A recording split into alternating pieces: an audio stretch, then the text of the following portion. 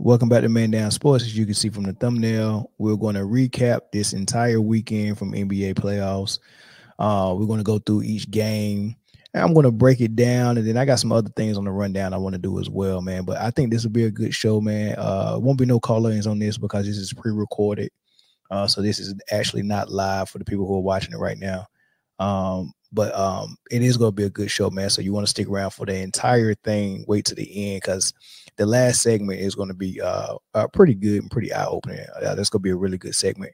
I'm actually looking forward to hearing what y'all or reading what y'all going to say in the comment section about pretty much everything, but definitely that last segment.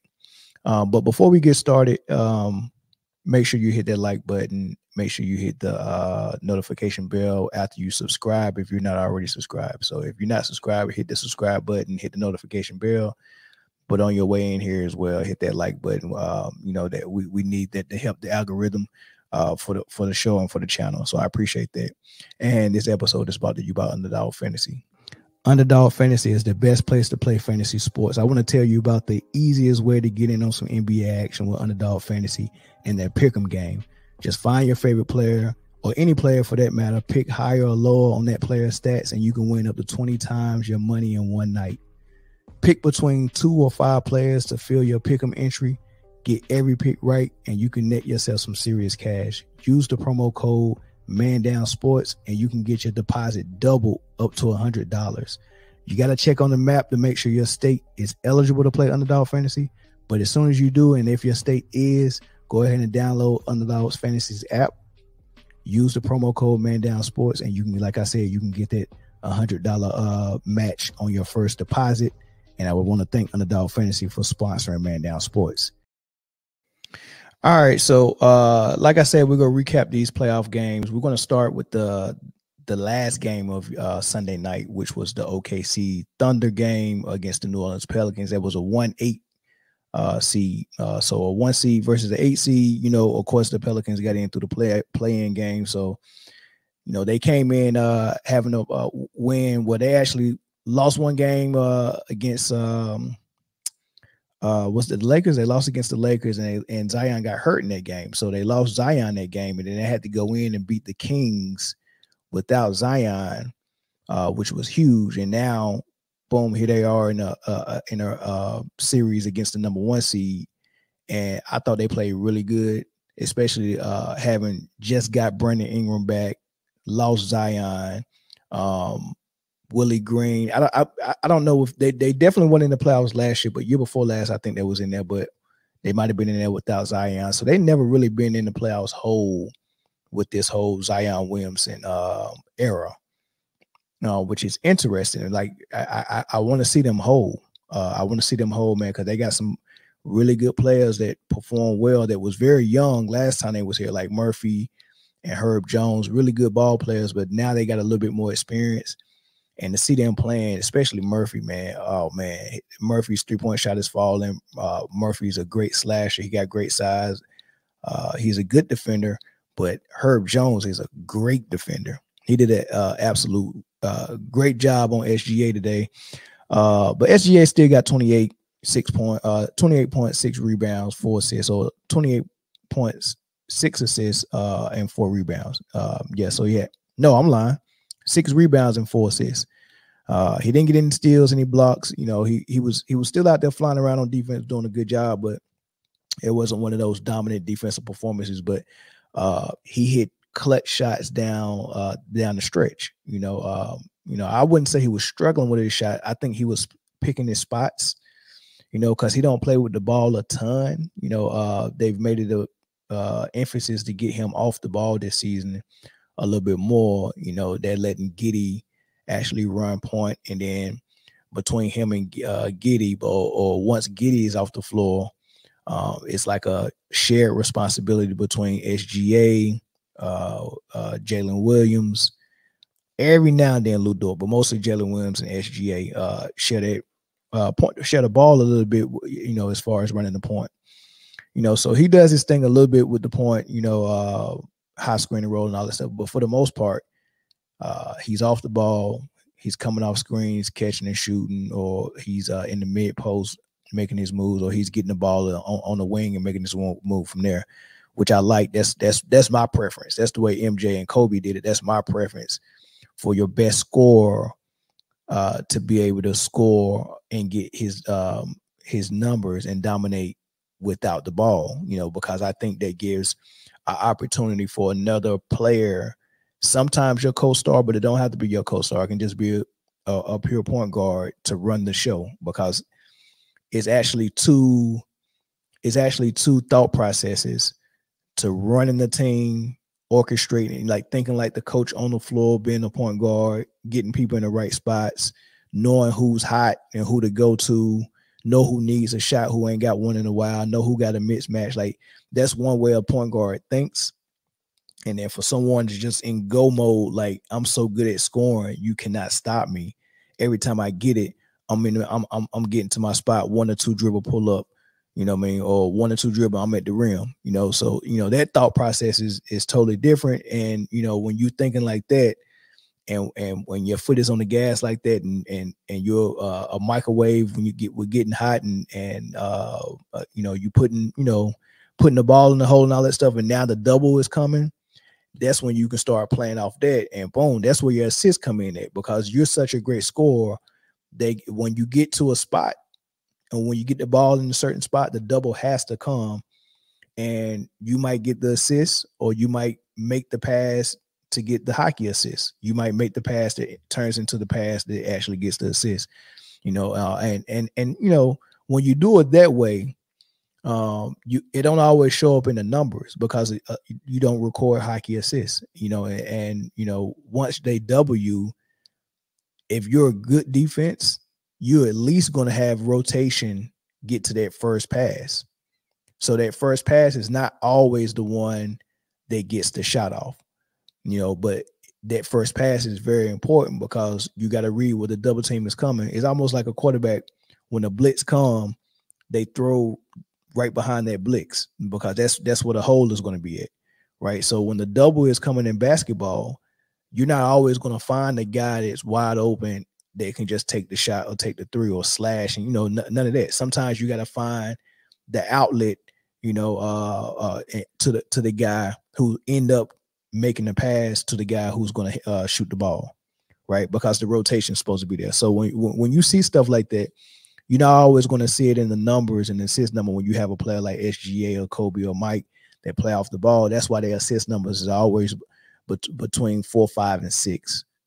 Because out of all passing out of double teams, you're not going to get 10 baskets, because the rotation is going to be on that first pass. But when you play point guard and you play in the offense that spreads the floor, and you just run high screen and roll, and once you get downhill, if the double comes to try to stop you, can get to the rim, and then you make that pass, most of the time that's a 3-point shooter, because they have the floor so spaced, right?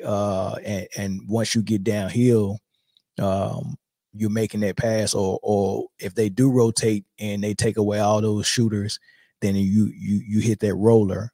And sometimes that roller is a lob, is a lob threat. So you get the assist that way. So you kind of compile your assist numbers that way when you play point guard. I don't know why I went off that tangent, because I just wanted to explain that, but that's more of a Luka conversation, because that's how Luka plays. But I just wanted to drive the point home. You're not always going to see those real high assist numbers for SGA. But let's listen to what he said after the post game. Well, this is the post game interview. What a game. Over 40 lead changes and ties combined. What do you say about this team? It's playoff basketball. Full of lead changes. Every possession matters. We didn't execute down the stretch the way we wanted to. We let up a lead, but we did enough to get a W. We're one game closer to our goal. So it wasn't pretty. We saw the shooting percentages were down. You were giving up a lot of second chance points because of offensive rebounds. What does it say about this team that you're still able to win despite all of those things? Yeah, I mean, we won all type of games all year, preparing for this moment. Not every night's going to go how you want it to go, but as long as you win at the end of the night, you accomplish your goal. Now, every night there's things you can get better at, and that's what we'll go look at tomorrow, but we'll take the W for sure. So the first thing, and I'm glad he mentioned that. I mean, yeah, the game wasn't pretty, It was pretty a little bit to me. But it was a gritty game. They had to grind it out. The shooting percentage just wasn't super high. But they played their heart out. They played defense the whole fourth quarter. They grinded it. They stayed, they did what they had to do. They looked like they was about to pull away, but the Pelicans made a good job getting back in the game. But this is the first thing I noticed when the game came on, because the OKC Thunder came out there with SGA, Josh Giddey, and Lou Dort, right? Those are three guards. Now, Lou Dort's about 6'2", maybe 6'3", I don't know. Josh Giddey's a little bit, he's 6'8", SGA 6'6", right? And then you got this big prototype, this Kevin Durant prototype on the Pelican side, and Brandon Ingram, who's about 6'9", 6'10", long arms like Kevin Durant, with a lot of ability on offense, right? And you think in your head, well, you're not going to put Josh Giddey on him. You got Jalen Williams, so you starting three guards and playing Jalen Williams at the 4, and then you got Chet Holmgren, very thin.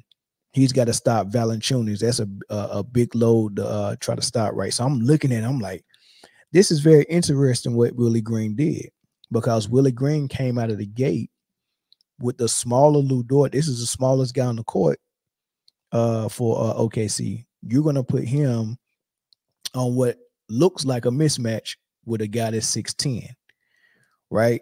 And then I immediately was like, oh, I see what they're doing, because they used to do that with Pat Beverly a lot.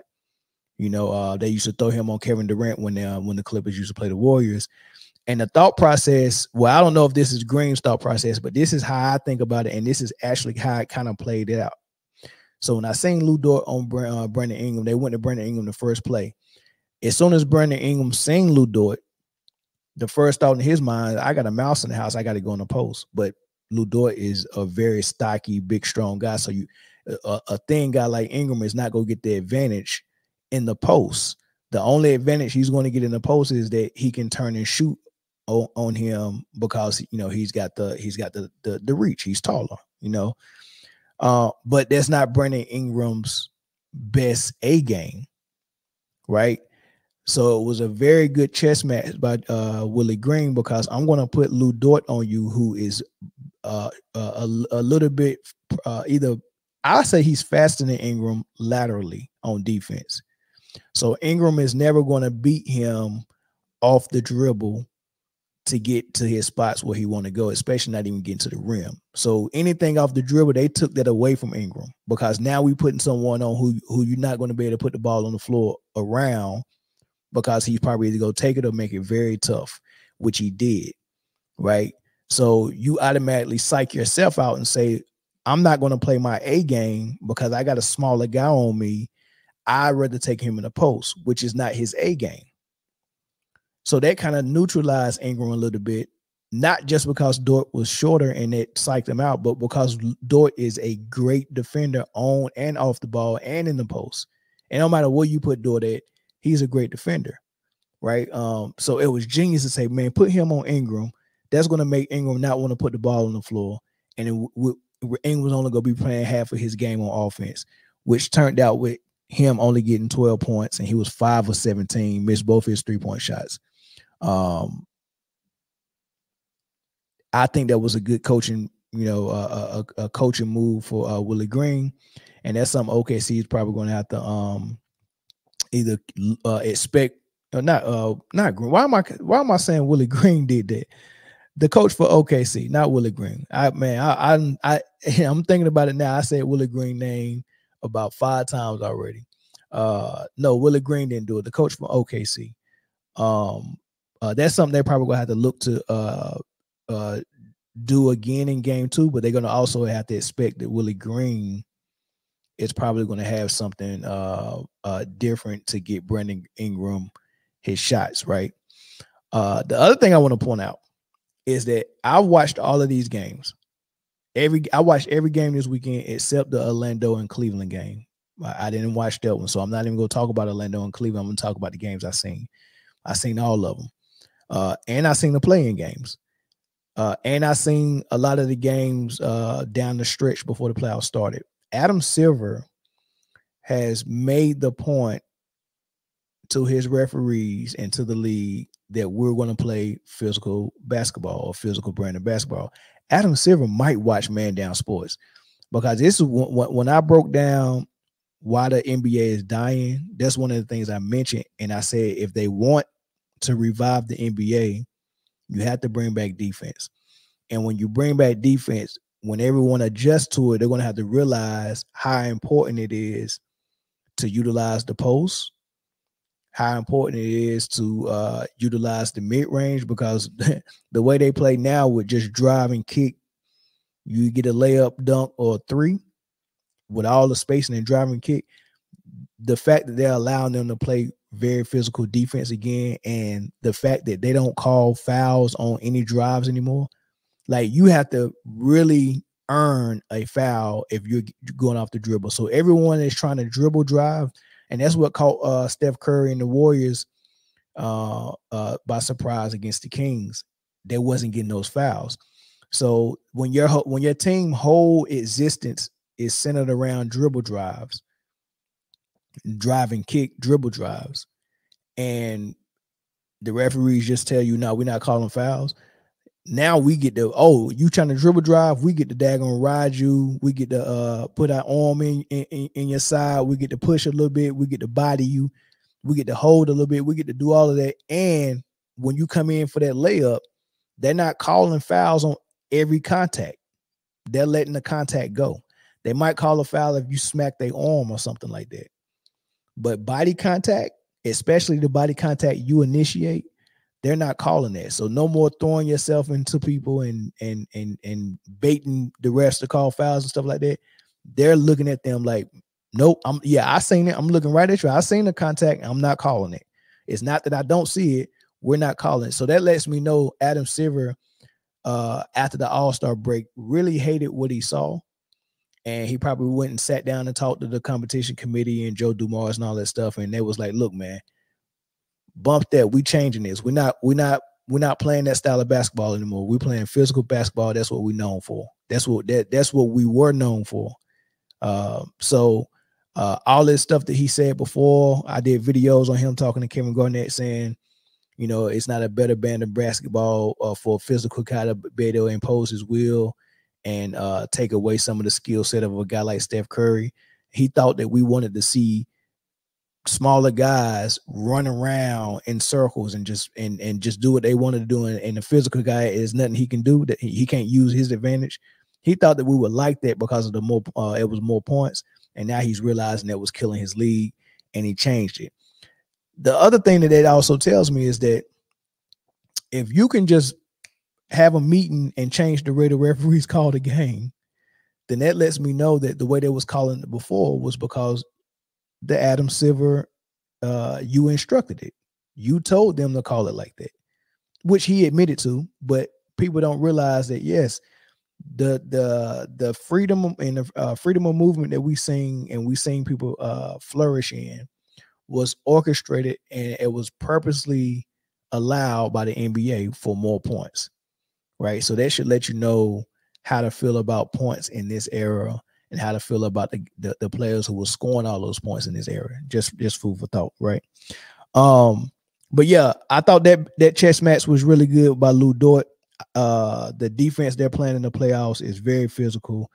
When you watch it, just pay attention to the dribble drives and how much contact they're allowing with their hands or their body, right? On the drive and on the shot. They're allowing contact with the body on the drive and the shot, and they're allowing contact with the hands on the drive. So very interesting to keep your eye on. I think OKC, the decision to put Lou Dort on Brandon Ingram was very good. They played this game close the whole game pretty much. Valanciunas was a beast on the boards. I think they out rebounded them. Let me see if they out rebounded them. They out rebounded them. They slightly out rebounded them by 8. Not too much, but Valanciunas was all over the boards. I think he had 9 offensive rebounds. So Even though Chet is very, he's a 7-footer, he's long, he's athletic enough to jump and get rebounds. It's just the power of Valanciunas to box him out and be able to move him out of the way. So they're real thin, and they're already small because they're starting Jalen Williams at the 4, right? So and they got 3 other guards. So they really got 4 guards in Chet in the starting lineup. And I think that's something the Pelicans can look forward to in future games, and imposing their will on the offensive rebounds and on the rebounds in general. So that's something to look out for. But then again, OKC didn't have a great shooting night, and they are definitely, some of the guys was knocking some shots down, but they're definitely capable of having better shooting nights. I mean, it was 43%, but the Pelicans was 38%, right? It was 31% from the 3, not great. So we'll see, man. I like the series so far. SGA was Superman in the fourth quarter. Well, not the whole fourth quarter, but down the stretch when he hit 2 big buckets, a Kobe bucket, one from the elbow that was dope, and then the and one he got to put him up by 3.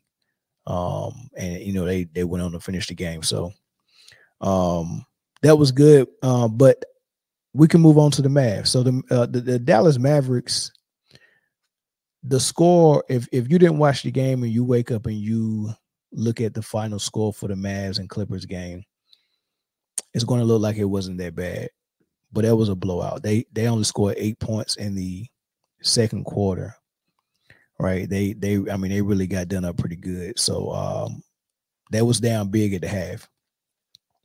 They came out in the second half and did a little bit better. But interesting fact about what happened in this game. So if you look at all the games this Sunday, I think the most free throws that was shot was like 18, right? Except for the Dallas Mavericks. The Dallas Mavericks shot 33 free throws. So the Clippers themselves only shot 13 free throws. The Dallas Mavericks shot 33, right? I think that was very interesting for them to get that many free throws, especially knowing how they're placing the emphasis on not calling BS fouls in the playoffs.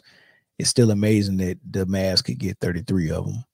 I thought that was something, and I didn't even really notice there was getting so many during the game because the game was a blowout quick. I mean, the Clippers played so well. The Clippers played so well that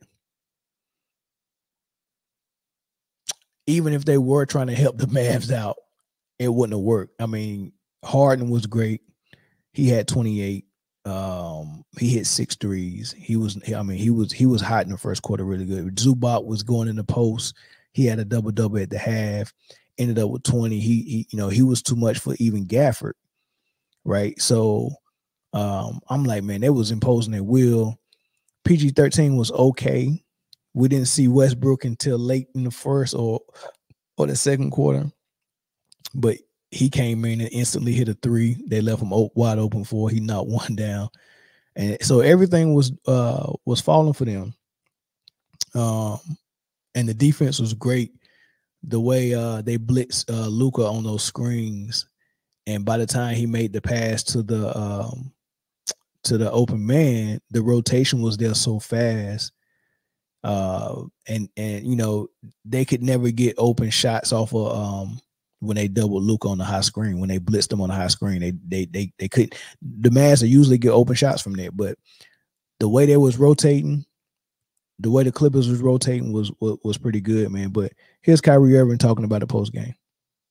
Obviously, a week between games and even longer for you and Luka. Just how much did the long layoff kind of play into the first half, just offensive blow? Yeah, we knew we were going to have to knock off some rust. And us as a team, we have guys that have missed, 3 weeks, 2 weeks. Timmy not being here for the past few days of preparation.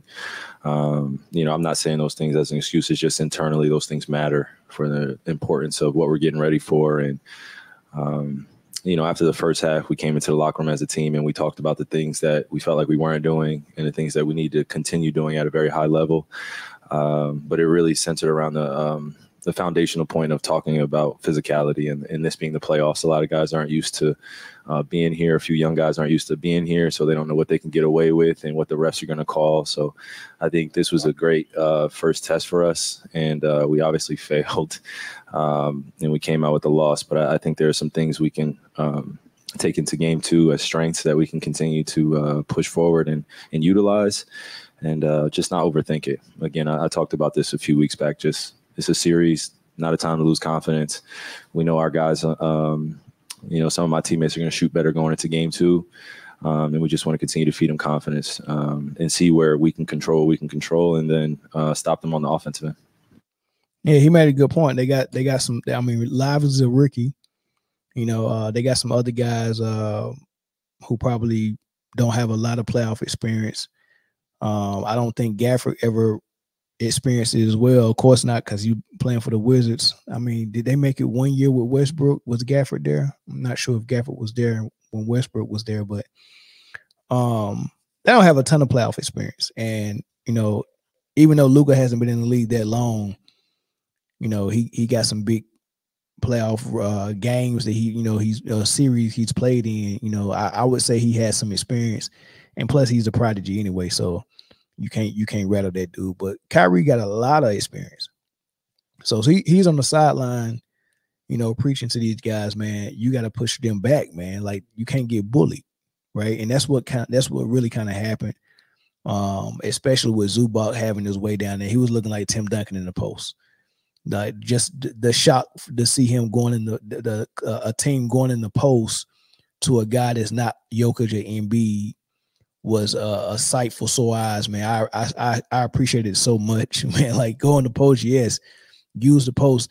The Mavs was so not used to guarding and defending the post that even after Zubac scored 6 straight points, when he touched it, I think he hit Gafford, with 2 left-hand hooks. And I can't remember the first point he got, but the last 2 was left-hand hooks. Boom, boom. I'm like, man, he's on one. This is all in the first quarter early. And the Mavs never brought a double team. Every time he got the ball on the post, there's no double team. He could take as long as he want, backing Gafford down and get in position to throw his hook. And I'm like, man, the post is so underutilized that these dudes wasn't even expecting it this game, and didn't even have a game plan on where they was go double from. Or either they said, we're not doubling Zubac because he's not good enough. But he obviously went down there and showed you, if you don't double me, I'm going to get off a good high percentage shot. All right. So that was really good to see. And like I said, the Clippers defense was pretty phenomenal on Luka, even though Luka got his numbers. I mean, he still ended up with 33 points. Kyrie ended up with 31. And if you watch the game, the 31 that Kyrie got was like timely buckets, buckets we needed. Some of them came in bunches, in the third quarter. I think he had 20 points in the third, right? So he only had 6 at halftime. By the time the fourth quarter started, he had 26. So imagine heating up that much and getting 20. And Luka was pretty much off the whole night. He was 11 for 26, 4 12 threes. He missed his first 4 threes. He finally hit one, and then he started bricking them again. You know what I mean? Then he hit a couple in a row. But 4 12 from 3, it's not gonna get it, man. 11 for 26. So the free throws is probably what helped him out, man, because I don't even remember Luka scoring as much as I seen Kyrie score. I seen Kyrie really go and put the ball in the hole and did it like all in the third quarter pretty much. So it looked different. His looked like he was on his A game. He was 10 for 18, 3 for 6 from 3. So he's 50% from 3 and better than 50% from the field. Right. So it's almost like, man, hey, they should have run the offense through Kyrie. Maybe y'all had better results. And they wasn't doing that until the third quarter. So I think that was interesting, and I picked Dallas to win this series. I picked Dallas to win because I was concerned about not Kyrie, but Kawhi Leonard's knee. You know, he keep getting swelling in it. They say his surgically repaired meniscus and ACL is good and intact. They just don't know why he's getting the swelling. And it looks like they're probably going to keep him out as long as they can. If the Clippers keep winning and they're up in the series, I wouldn't bring him back. If the series get tied, I would think about bringing them back. If they definitely, if the Mavs went up in the series, I'm definitely bringing Kawhi back. You've got to come back. You've got to play on that swollen. You got to manage the knee, right? But as long as we're up in the series, I'll let him relax 100%, which is kind of risky because imagine going up 1-0, maybe going up 2-0, right? And then the Mavs go to Dallas and they win 2. Now it's tied at 2 on the way back to LA. That game 5 would be very crucial and pivotal on who's going to win it. To bring Kawhi back in that type of game, it's like, oh man, we had the offense running a certain way. Is people going to take a back seat to Kawhi? Is it going to look different? You know, if we're going through Kawhi and he's not 100%, is that going to mess us up, man? So that's going to be real interesting if, you know, how they bring them back and if they're going to be able to kind of like seamlessly implement him without hindering the guys that was, you know, getting you wins before while he was out, man. So I think that's going to be interesting. But we'll keep an eye on it. I did pick Dallas because, you know, like I said, Kawhi's compromised, and I think Dallas, you know, I mean, they got 33 free throws. I mean, nobody else in the playoffs got more than 21. You know what I mean? So they got 33 free throws, and I'm like, all right, somebody in the league like them. You know, so if you think about it that way, that's why I picked them. It's not a lot to talk about with this Milwaukee game other than the Pacers got whooped, and Dame scored 35 in the first half. He didn't even score in the second half, which is crazy. But one bright spot for the Pacers is that Pascal Siakam, he played pretty good. He had 36 points, and it was very quiet. You know, because everything the Pacers did in the first quarter was quiet. It looked like nobody was doing nothing, but Siakam was just going downhill, getting fouled, getting to the free throw line, getting a couple of bunnies here and there, and you know, next thing you know, he percolating, he getting hot, and we look up and he's over 20 points, and we're like, oh wow, and he just kept it going. You know, so I like that he didn't quit and he was relentless with it. But as far as the Bucks, they're playing without Giannis. Everything was clicking. The defense, Portis was playing good ball. Lopez was playing good ball. Middleton had his moments. Dame, of course. Pat Bev was all over the place on the floor, diving for loose balls, getting steals, trying to take charges. He was all over the place. Hit a couple of threes. Malik Beasley, 3-point shooting was pretty good. He was playing good. Bobby Portis, you know, 15 points. Middleton 23, 35 for Lillard. Lopez 11. They all shooting good percentage. They all playing good defense. They didn't turn the ball over a ton. Malik Beasley, 3 threes. That's all he had, 3 of them, and they was timely. It wasn't garbage time threes. These threes was timely. One of them, he hit 2 in a row to stop a run or a drought that they was in. I mean, they look really good. I get them an A+. I get them an A+ for how they play. You know, so they played both ends of the floor pretty good, and that star player played phenomenal as well. That's all you can ask for, right?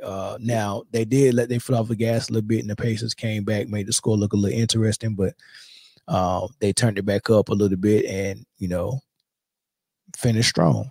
So that's all you can ask for. The Celtics was pretty much kind of the same thing. Now, what I liked about the Celtics,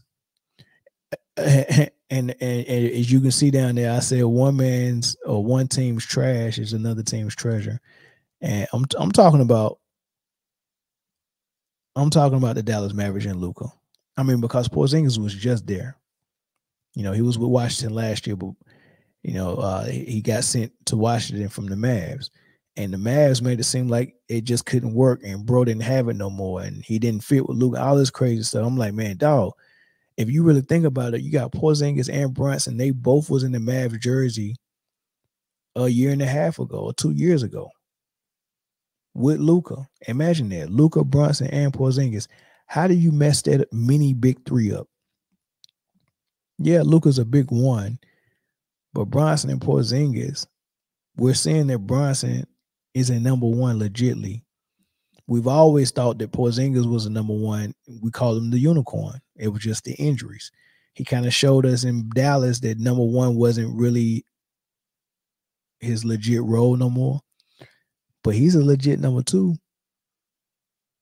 And if you don't think he's a legit number two, he's definitely a legit number three. He's proven and showing that now in Boston as a number three.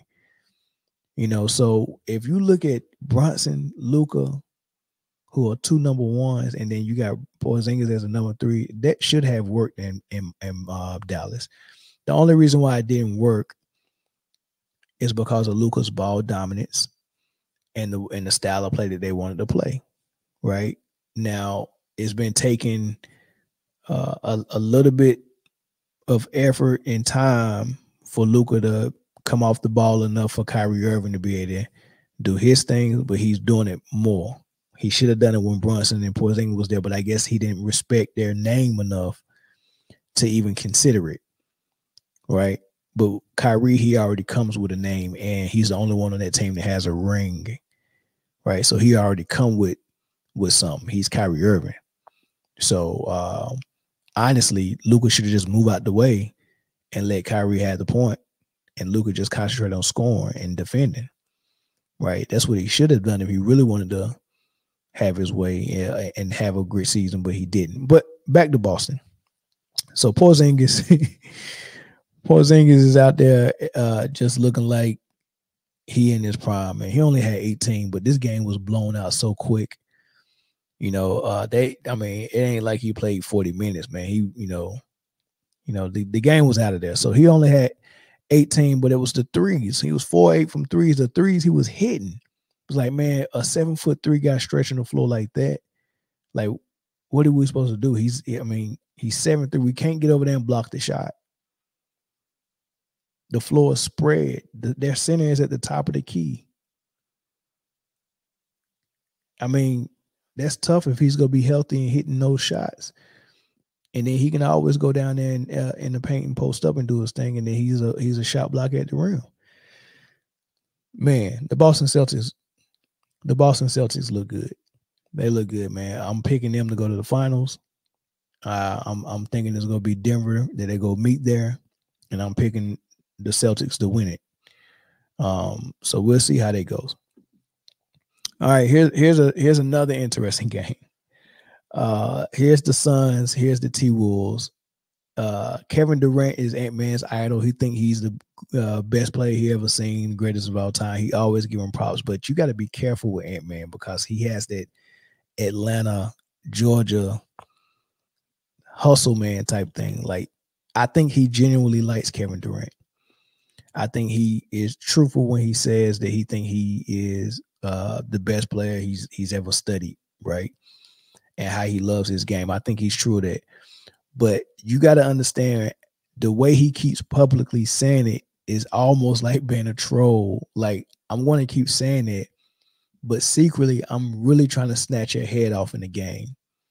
Like, I'm nice, nasty. I'm being nice. I'm saying nice things. I'm saying great things about you, but I'm really trying to chop your head. I want you to let your guards down because you are playing someone who is idling you, but secretly, I don't idle you no more. I'm trying to chop your head off.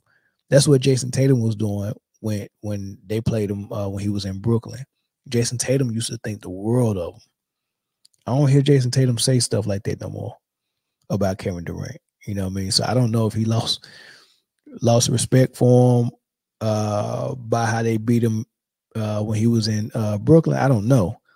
But I think Kevin Durant has got to ignore what he's hearing Edwards say, and he's got to step it up and go at him the way he went at LeBron James in the finals. He's got to go at this dude, right? So I'm expecting to see that. I really want to see that, but here's Ant-Man talking about it. Anthony, when you're out there with Kevin Durant, can you see or hear the playoff experience that he has? Do you sense a level of poise that you hope to get to someday? Yeah, man. Did you see him in the third quarter? Like, I felt like we were supposed to be up 15-18 in the third quarter early. And if I'm not mistaken, he made 4 or 5 straight buckets, like it was nothing. And I became a fan at one point. Like I was out there, like, God damn, he nice. Like it's nothing we could do. It's nothing we can do. Cat was playing great defense. Rudy was playing great defense, and it's just like he don't see you. Like I'm looking at the stat sheet. He was 11 for 17. He missed 6 shots and had 31. He's the greatest to ever do it, man. He's big. My hat tilts to him. He's the best. And a couple of days ago, you talked about Cat perhaps needing to be the series MVP of this series. But in the first game here, he looked awfully comfortable. Well, from your vantage point, how good did he look? How much of a lift did he give you guys today? He played the game clean. He played it the right way. He defended very well. And he did everything we needed him to do. He rebounded. He sprinted the floor. He got it to the corner. He wasn't cutting when he didn't need to. He did everything perfect tonight. And like I said, to me, he's still the reason we won. The first half, I mean, I was non-existent. He held us he carried us on his back. So yeah, thank you, Cat. Now, let's point. But Ant-Man giving praise to Kevin Durant once again, but he's trying to chop his head off, right? So, and then he's being humble again and giving praise to Cat, but he was the guy with 33 points, and he was the guy who put the game away and who hit the timely shots, and 2 threes in Kevin Durant face, a fadeaway elbow jumper in Kevin Durant face. He was the one that was yapping at Kevin Durant, getting the crowd involved and all that stuff. He did all of it, right? Not Cat. Cat, he finished with 18 points, 19 points he had. He only took 9 shots. I mean, this was Anthony Edwards' game. This was he had his fingerprints all over this. And then the rebounding, 52 rebounds to 28. So this is what annoys me about Frank Vogel.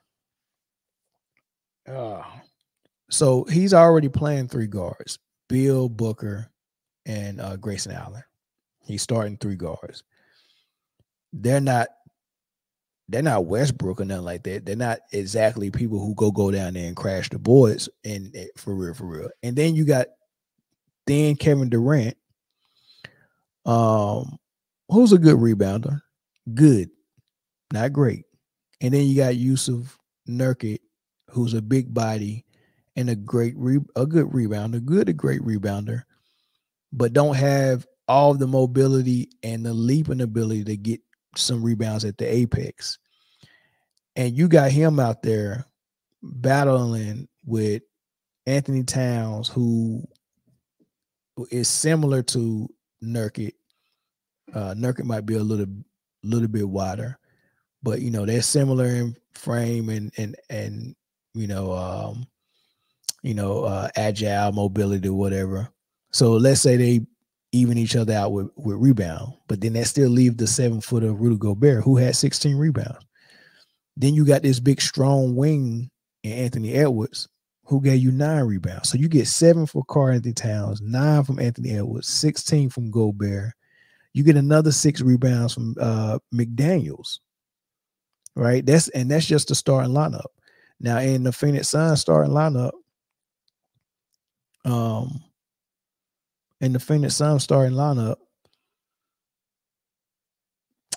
you don't get nobody with more than 7 rebounds. Nurkic had 4 rebounds. 4.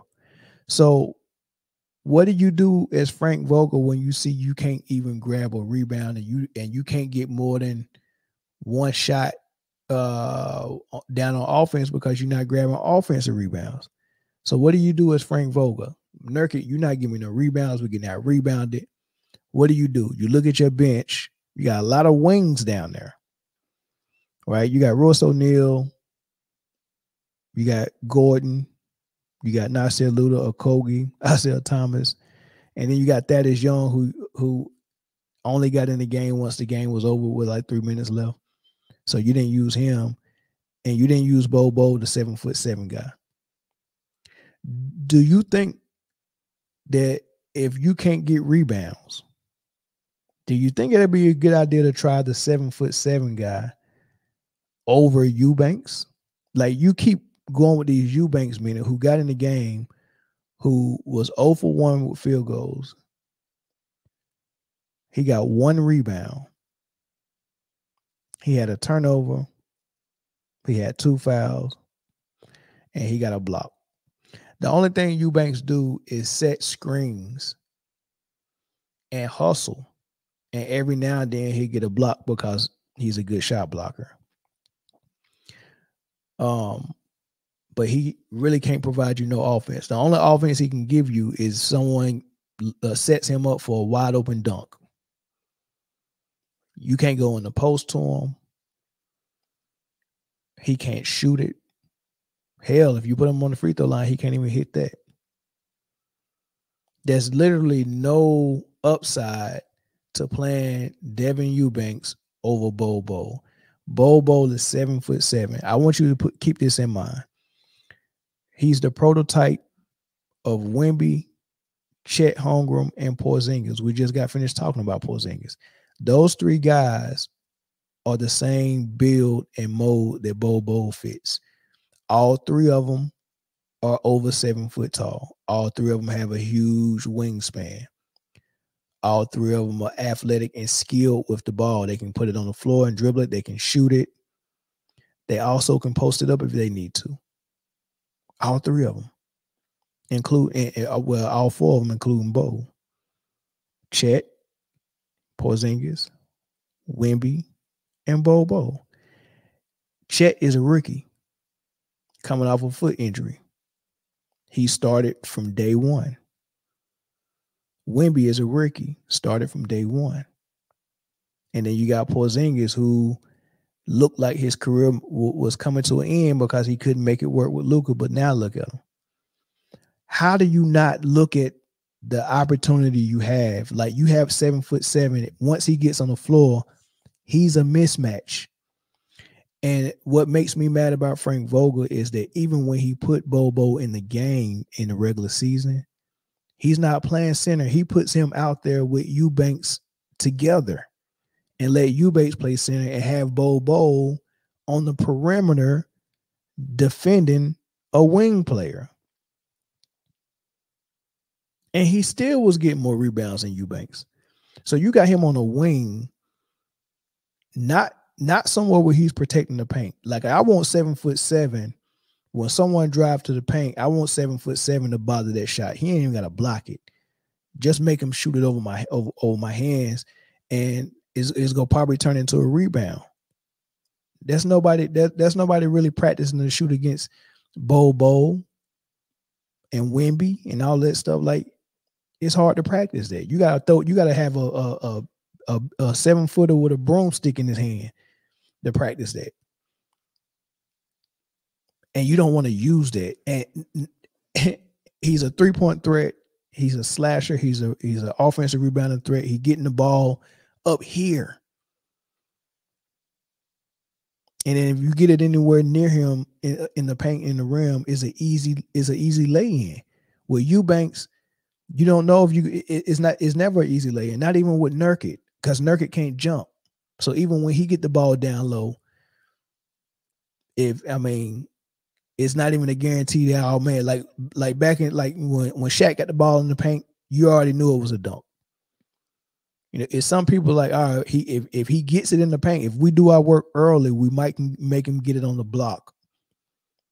And we got a chance if he get it on the block because he might make his post move and try to throw his junk hook. That's better than him putting us in the rim with a dunk. Plus, our double team has a chance to get there. But if he get it too close to the rim, it's a wrap. It ain't like that for Nurkic. Nurkic get the ball right in front of the rim, and he won't be able to jump over, and put a shot over the defender well enough where he can hit it 5 times in a row. It's a toss-up. And I'm like, man, this dude is only out there to set screens, rebound, and pass the ball. And this dude had 1 assist and 4 rebounds. And you didn't think not one time, let's try Bobo. You didn't think not one time. So those Eubank minutes, that's one thing to keep your eye on. Those Eubank minutes and those Bobo minutes are going to get Frank Vogel fired, because Minnesota might mess around and sweep these boys. They gonna mess around and sweep them. Seriously. Because they don't have no mismatch anywhere. The issue with Kevin Durant, Booker, and Bill, especially with this style of play, their guard now, and this is what I don't like about Kevin Durant. He studies Mike and Kobe, and they was mid-range assassins. But Mike and Kobe was 6'6", not 7 foot, right? And I feel like Kevin Durant don't try to get to the rim enough. Because he's gotten so good with his jump shot and his mid-range that's his favorite shot. My pet peeve with Kevin Durant is when he get the ball to try to go score, he's trying to get to the mid-range pull-up. He's never trying to get all the way to the rim. And I want to see Kevin. He's almost turning into Reggie Miller, how Reggie Miller used to fall in love with the three. I remember Reggie Miller was playing against the Knicks, and they lost in the series in the playoffs. And I think in his own paper in Indiana, they was writing about how he's not tough enough and he's not gritty enough to beat the Knicks.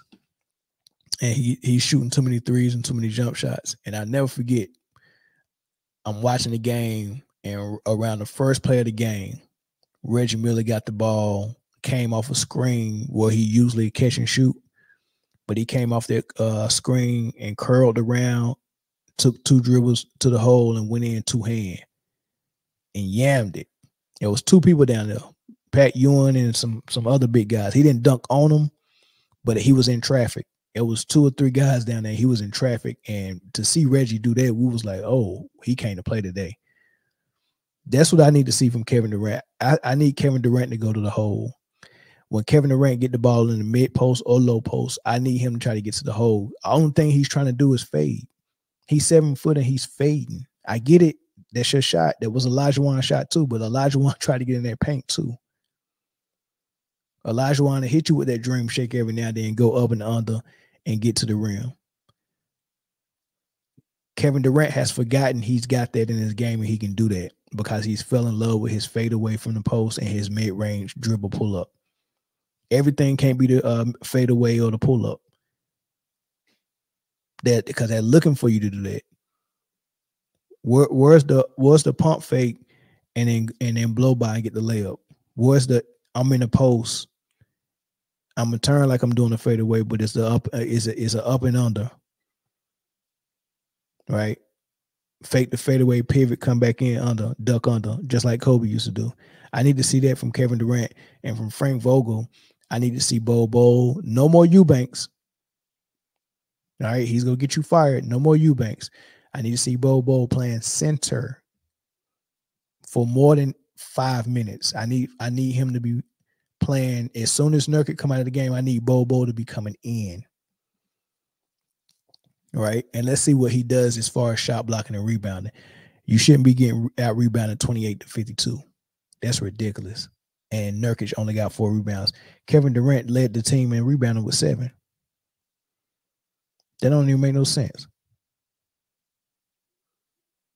Grayson Allen was the next with 5. And then Royce O'Neal off the bench had 4. Like, that's ridiculous.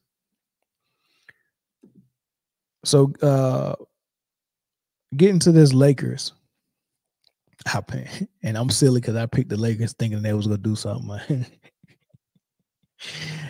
Oh, man. These dudes are 0-9 against the Nuggets, man, since 2020, 2019. I don't know.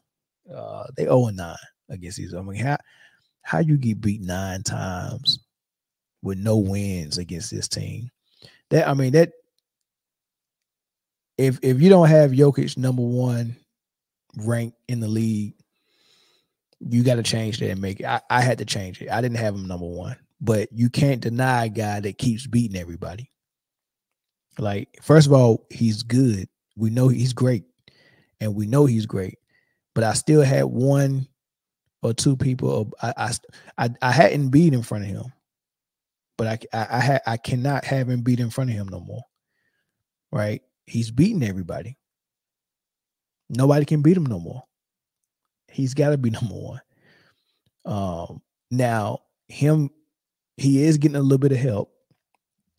And for example, like I said, they're calling the game physical, right? But they're calling the game physical mostly on the dribble drives, and the shots at the rim. You know, they're allowing more contact on the dribble, on the drive, and on the shot attempts at the rim. They're allowing more contact, right? Which is seems fair if they're calling it both ways. However, the Lakers use the dribble drive a little bit more than Denver. So it actually handicaps the Lakers more. What would handicap the Nuggets is if that same physicality was allowed on Jokic in the post, and they're not allowing it. So when you look at the free throw totals, I think the Nuggets only shot about 6 free throws. The Lakers shot 20 or something like that. Let me look.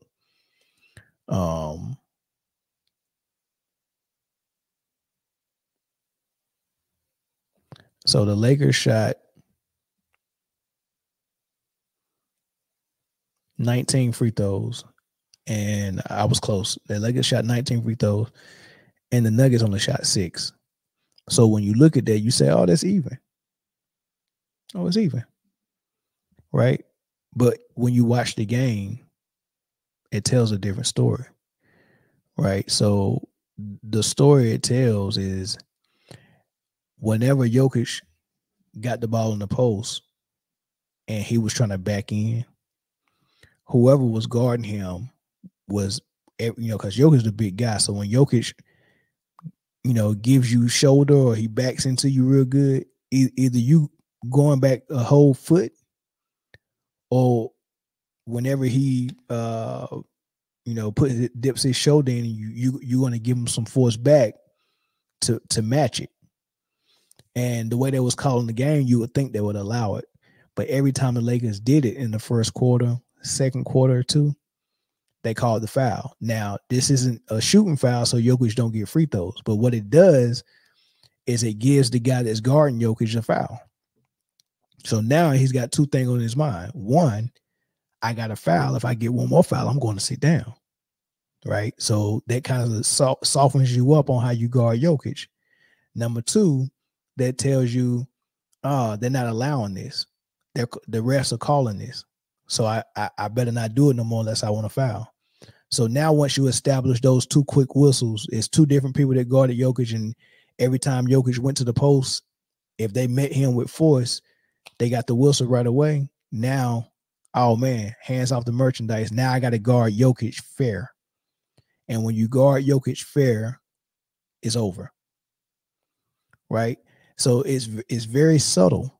And you can miss it if you're watching the stats. You'll be like, oh, man, he didn't go to the line that much. Yeah, but the refs establish how or what they were going to allow on Jokic in the post. And you learn it real quick. First quarter, okay, they letting this go. They're letting it. That's one of the first things we talk about in the timeout when you get to the timeout on any team. First timeout of the game, you go to the bench and be like, hey, they letting us play. You know what to do. All right, so now we can turn up the pressure a little bit. Or you go to the bench and be like, hey, man, they calling them. They calling them. So, it's real subtle. You make those quick whistles, and now we gotta play fair on Jokic. And I think that's where the advantage comes in. The Lakers played a good game. They played well enough to be in it in the second half. But I could see the body language once the Nuggets went on their run and tied the game up for the first time in a long time. I can see the body language changing. I can see LeBron James missing assignments, back doors, or hustle points. They was letting more stuff go, and every time they did it, it turned into shoulders down, body language, eye rolls, and stuff like that. And I was like, oh, they got him. It's over. And that's exactly what happened. They had him. They took control of the game, and they never looked back. But I can't change my pick. I did pick the Lakers. I think, they in Denver, so you got to expect Jokic to get his calls, but I'm always going to be watching that in the first quarter. What are they going to allow on Jokic? Are they going to allow very physical defense on him in the post? And the second thing they allow Jokic to do. So Jokic has an advantage over Anthony Davis and pretty much anybody in a Lakers uniform. He has a strength advantage and a size girth advantage in the post.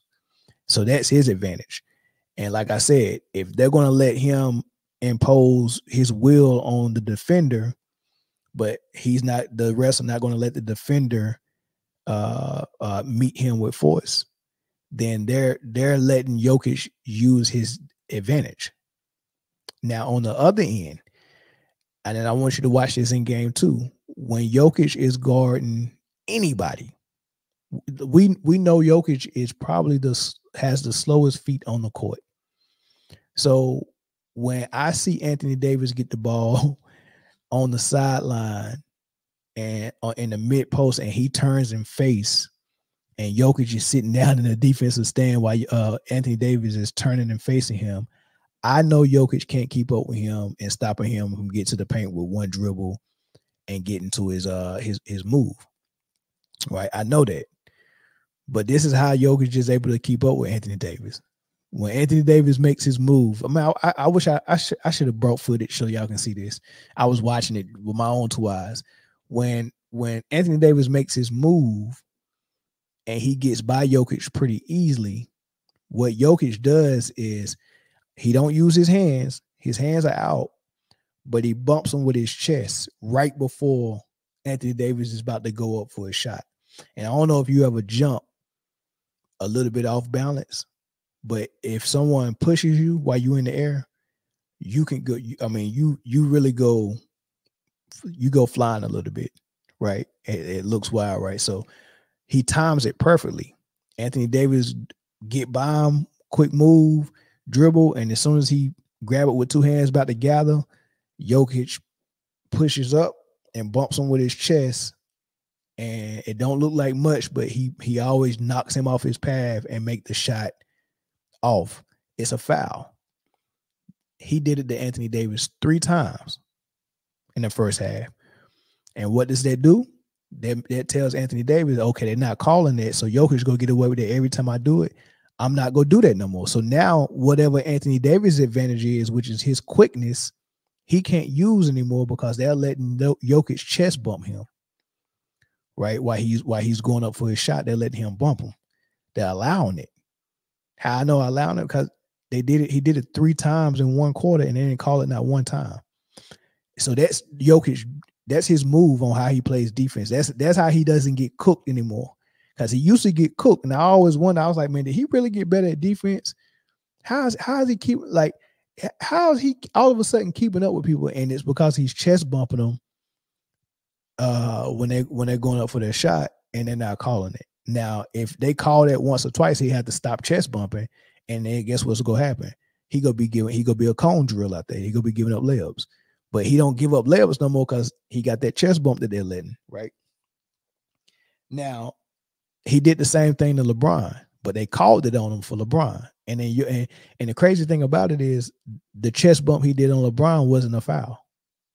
LeBron initiated the contact. LeBron came in, Jokic was vertical, hands out, and LeBron jumped into his chest and bounced off, and I think he scored on it, and they called the foul on Jokic. And I was like, that wasn't a foul. But the way the referees called it, it was like, oh, that's LeBron, right? So the stars, I just don't like the way they do that, man. I was like, man, he's fouling Anthony Davis 100%. He didn't foul LeBron, but y'all called it. I thought that was interesting. So that's one thing to watch out for on both ends. The chest bump that Jokic does and also him what they allow the defender to do to him in the post. Right, the last time I seen a defender really get really physical with Jokic in the post without getting called for a foul was Draymond Green the year that the Warriors won the championship in 2022, right? So the Warriors faced the Nuggets in the second round, I think.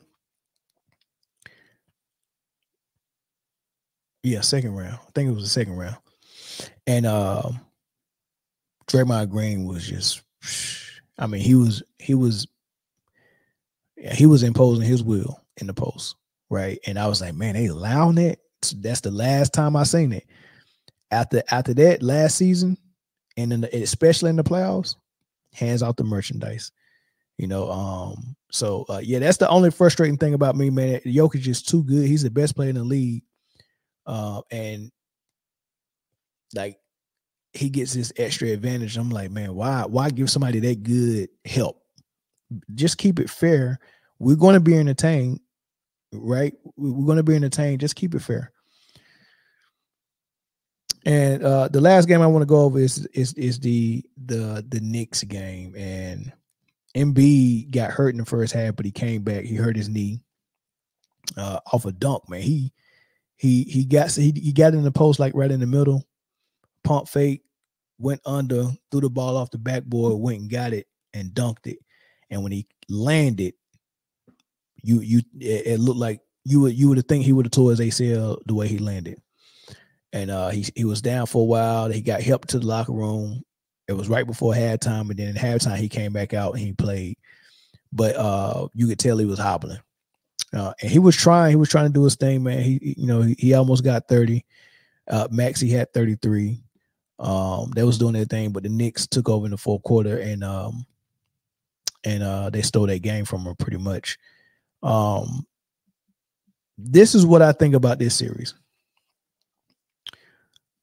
I would like to see Nick Nurse try to utilize more shooting to help Joel Embiid out, because Maxey's not a real shooter. But they got a real shooter on the bench in Buddy Hield. And I think Buddy Hield would be good in this series. I would like to see Buddy Hield try to get more shots off.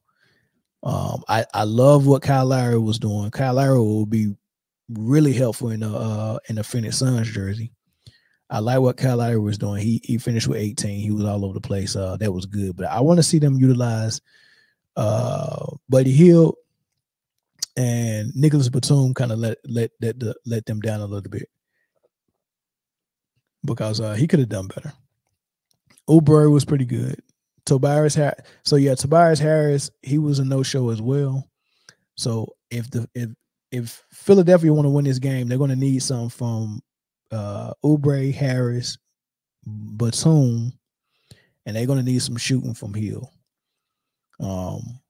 And they got to keep Jason Hart off the boards, man. This dude had 13 rebounds, more than everybody on the.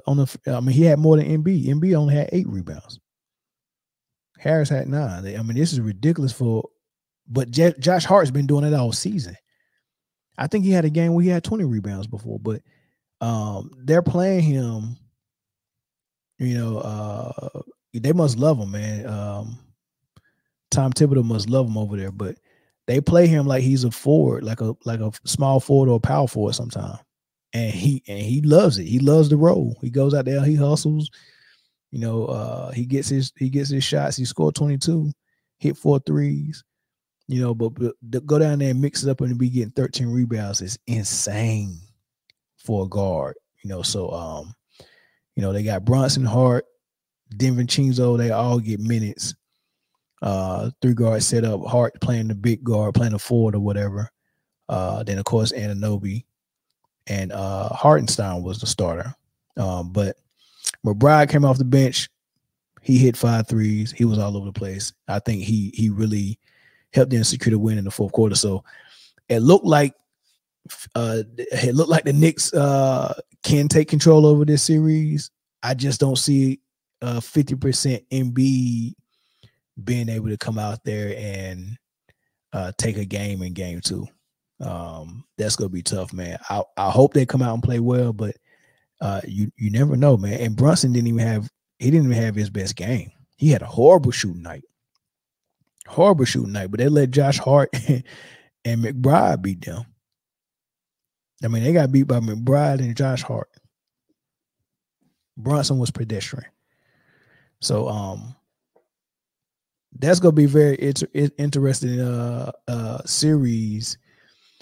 I don't know if Joel Embiid can get healthy during the playoffs at all. I don't know if he gonna look any better than this. So I mean, he might want to just start this summer early.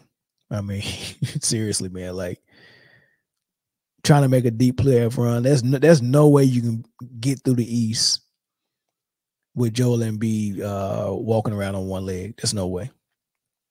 There's no way, man. So another thing I wanted to get into is the playoff rankings, man. I seen Colin Cowherd. And he always has ridiculous takes.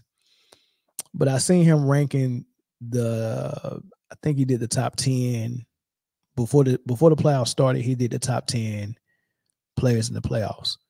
And he's different. So his reasoning for why he picked people is weird. So that's his top 10. Jokic, I agree with that. Right now, when he explained, and I'm not gonna play the whole thing, but when he explains why he picked who and ranked them where, I mean, there's no method to the madness. It borderline don't even make no sense, right?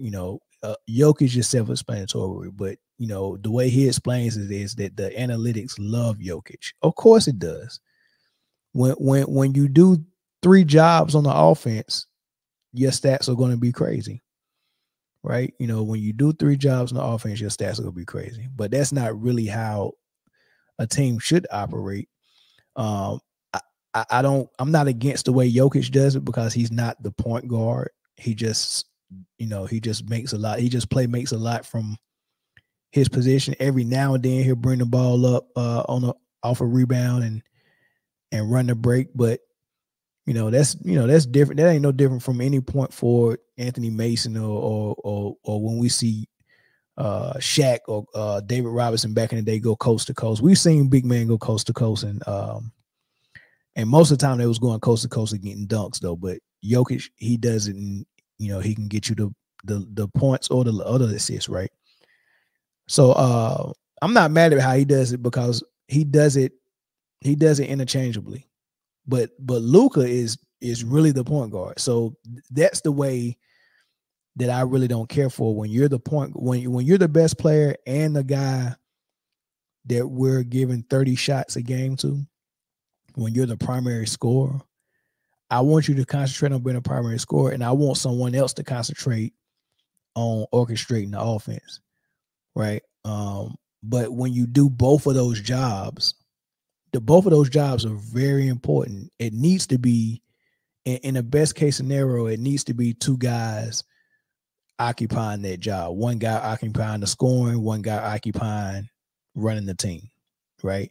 But when you combine it, you're putting 2 guys in one guy. So the stats are always going to look crazy, right? If I'm J Kidd and my job is to get Vince Carter the ball, get Kenyon Martin lobs, get Richard Jefferson lobs, get Kerry Kittle's catch and shoots.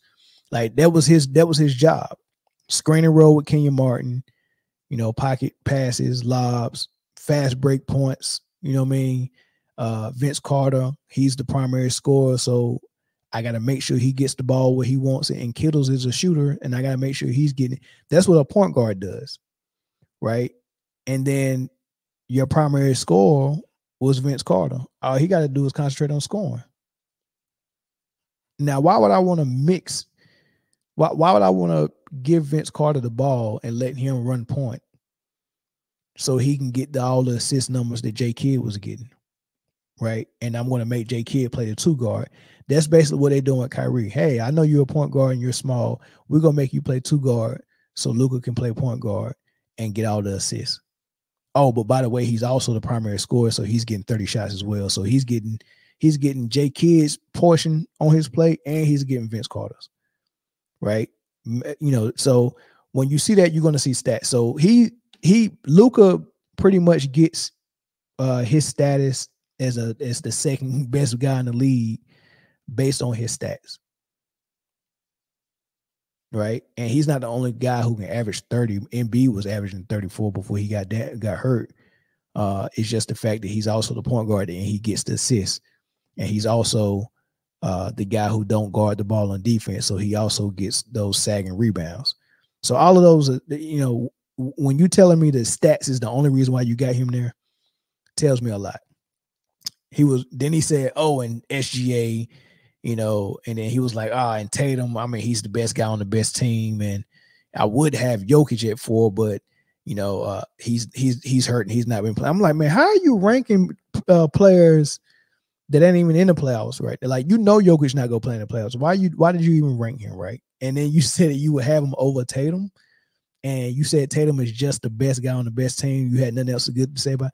And then how you got 2 guys in your top 10 at 6 and 7 who came in the, what are they, the 7th seed? Now look at this. Kevin Durant, okay, that's cool. He's in the 7th seed as well, right? But imagine if you had him and Booker in the top 10. It's impossible for you to have 2 top 10 guys that were both healthy all season. They got you a 7th seed. That's the best they can get you. How the heck are you got LeBron James and Anthony Davis in your top 10? That makes no sense, right? Listen to what he said about Anthony Edwards, though. I'd say number 10 is Joel Embiid. He's just hurt. So you're not getting the best of Joel Embiid, but they're 32-8 when he plays. And that you can't deny. Now, where's Ant Edwards? I don't think he's as complete as SGA. He's not the defensive player of some of these guys. He's not a shot creator. Ant's probably like 11. Jaylen Brown's got to be 12, in that sort of ballpark. So there you go. My top 10 players in the playoffs. He said Anthony Edwards has got to be 11. He said Anthony Edwards is not the defender that some of these guys are, and he is not a shot creator. Let me count the defenders on here. Not Jokic, not Luka. SGA is a defender. Anthony Edwards is just as good as SGA. Tatum is a defender. Giannis is a defender. AD is a defender. That's 4. And Kevin Durant and Embiid, 5, 6. That's 6 defenders, right? Now let's erase the shot blockers, Anthony Davis and Embiid. Let's take away Giannis because he's not a wing, he's not a real wing defender. And that kind of leaves you SGA and Tatum and KD. And Anthony Edwards is, I would say he's a better defender than KD. I would say he's on the level of Tatum and SGA. And as far as shot creators, okay, you got Jokic in the post. Let's keep it to the wing players. Luka, Tatum, SGA, Kevin Durant, Brunson. Edwards is definitely on the level of Brunson, SGA, and Tatum as far as shot creation. The only one that's probably a little different and set apart is probably Luka and KD.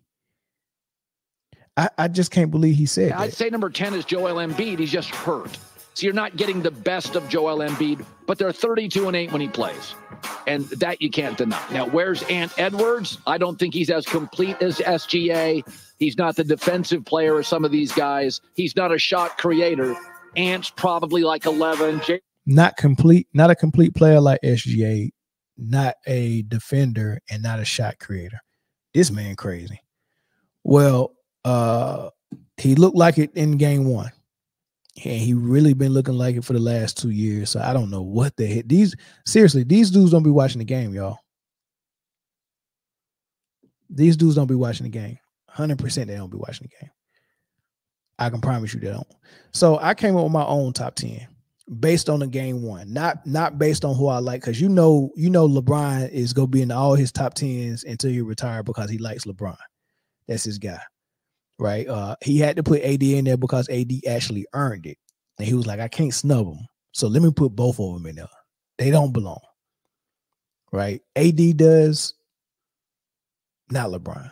But let's just go based on game one from what I've seen. And my top 10 ain't got no losers in it. I circled the block to get a second guy off of a winning team before I give you a loser in that top 10, right? So from what I seen over the weekend, Saturday and Sunday, number one is Jokic. I agree with Jokic being the number one. But the guy that he said is not as complete as SGA, is not a defender, not a shot creator, Edwards, I got him at number two. This guy came out there. Yes, he was at home, but he's a young guy. He's only 22. He went out there and with his idol, Kevin Durant, and went in the fourth quarter and hit shot after shot. I mean, he stole the ball from him, got a highlight dunk. I mean, he played phenomenal down the stretch. Right? So for that kid to go out there and do that, end up with 33 points and, whatever else he had, 8 rebounds and, and got the win, a blowout win against Phoenix, big time. Phoenix swept them during the series, during the season. I think they beat them 3 times, 3-0, maybe 4 times. Imagine that. And you come out here and you do that. You got to get that man props. He's number one. Right? I put SGA number 3. Right? He only had 28, 6 and 4. But what he did down the stretch in a close game playing against the Pelicans, I mean, the Pelicans played lights out. And they really had that game won, but OKC, pulled victory out of the jaws of defeat, right? And SGA was the guy who hit the big time buckets down the stretch. The Kobe faded the elbow, and one right after that, hit the free throw.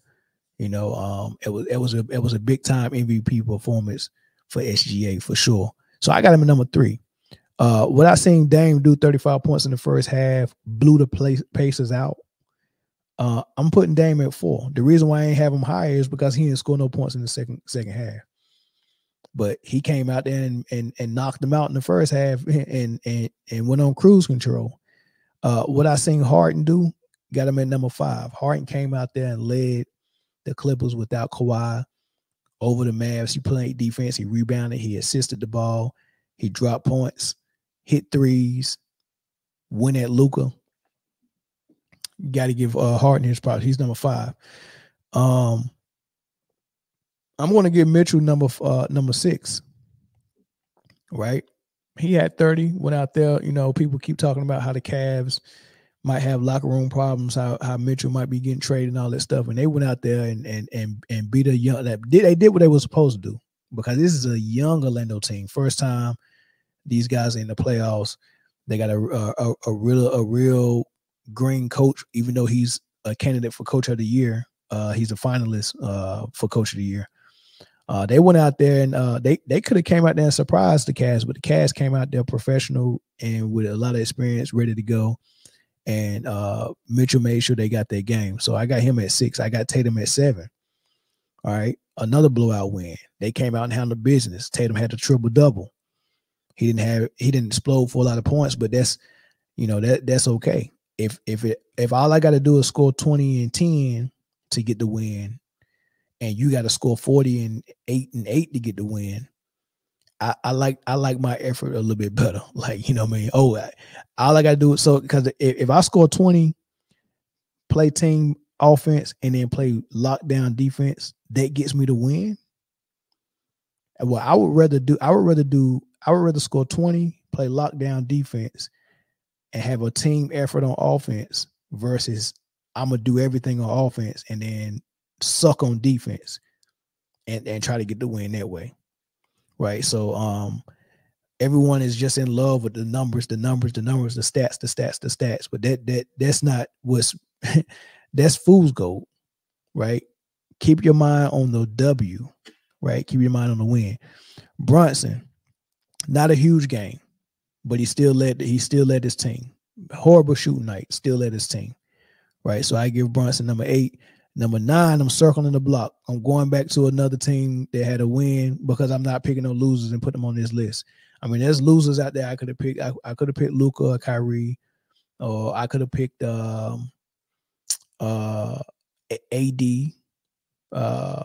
maybe KD.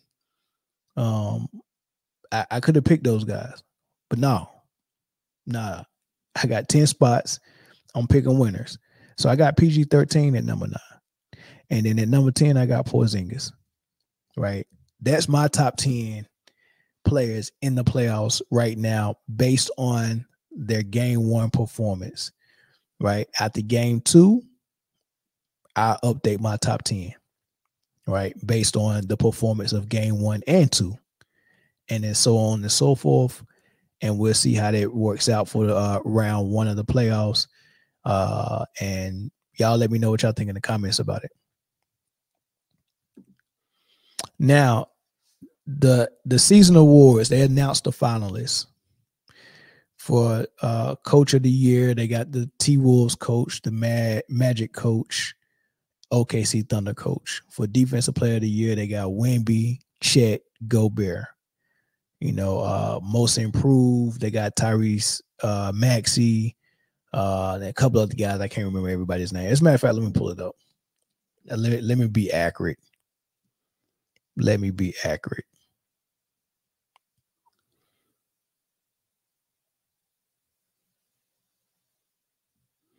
All right, so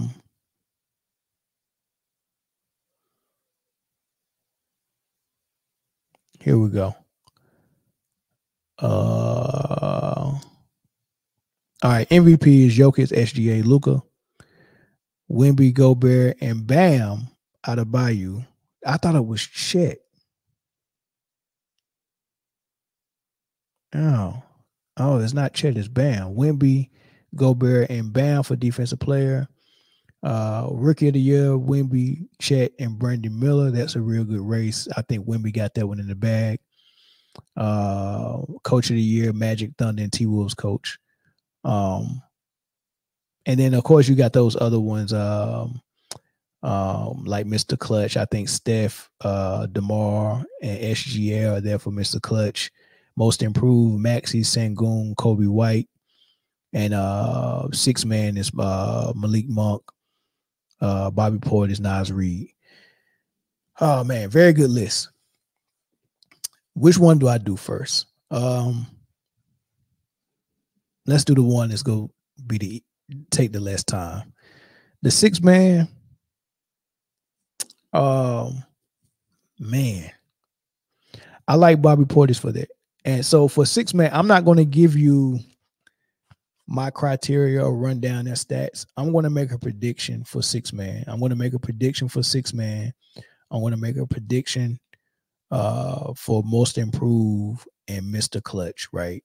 And then I get down to the Coach of the Years and the MVPs and the Defensive Player of the Year and the Rookie of the Year, and I give you my real thoughts. But I'm just gonna make a prediction for the smaller ones. I'm going Bobby Portis for 6-man. And the reason why I'm predicting that is because all these guys was instrumental in their team, but for Bobby Portis, the success of the team might help, you know, because for Malik Monk, you know, he first of all, he missed a lot of games toward the end, so that's going to hurt him a little bit. Then his team didn't make the playoffs either, right? So I think that leaves Portis and Nas Reed, and it's kind of a toss-up, but I think Portis actually did a better job. As far as most improved, I mean, Maxey and Sengun didn't really sneak up on us like Kobe White did. They was playing really well last year. Their numbers might be better, but we saw them coming. We didn't see Kobe White coming. He came in as a rookie. We thought he was pretty good 3 years ago. He had some good times, and then they bring Lonzo Ball in, and then they bring in this other rookie. I forgot his name. And we thought Kobe White was going to be buried in the bench. And then here he comes emerging again and playing phenomenal basketball. And I think Kobe White should get consideration for that as well. But I can't deny the fact that Maxey actually was leading the team as a number one because his number one went down in Embiid. Now, he had a 32-8 record when Embiid went down, and that was in the number 2 seed and dropped all the way to the play-in game. So I don't know, did he keep the boat afloat or was it sinking? I don't know. Right. So that's one thing to think about. Mr. Clutch, man, it's crazy Steph could get that. I don't even know if he's looking to get it. I'm going to predict, and I think they're going to split the baby on this. I think that they're going to pick Luka for MVP. And I think the way they're going to reconcile that is they're going to give SGA something. And I think SGA would get that Mr. Clutch. Right. As far as coach of the year, I mean, you got Orlando Magic, who took a team that was non-playoff with a second-year player leading the team in Banchero, and you take them to the playoffs. They was actually late fighting for the number 2 seed. They had a chance to get the number 2 seed, but they ended up in the number 5 seed. It was kind of close. Yeah, that was phenomenal. That was a phenomenal jump. So you got to commend him for that. But then you got the Thunder and the T-Wolves, who was fighting for number 1 all season. Now the Thunder ended up getting the number 1 seed. T-Wolves ended up getting the number 3 seed.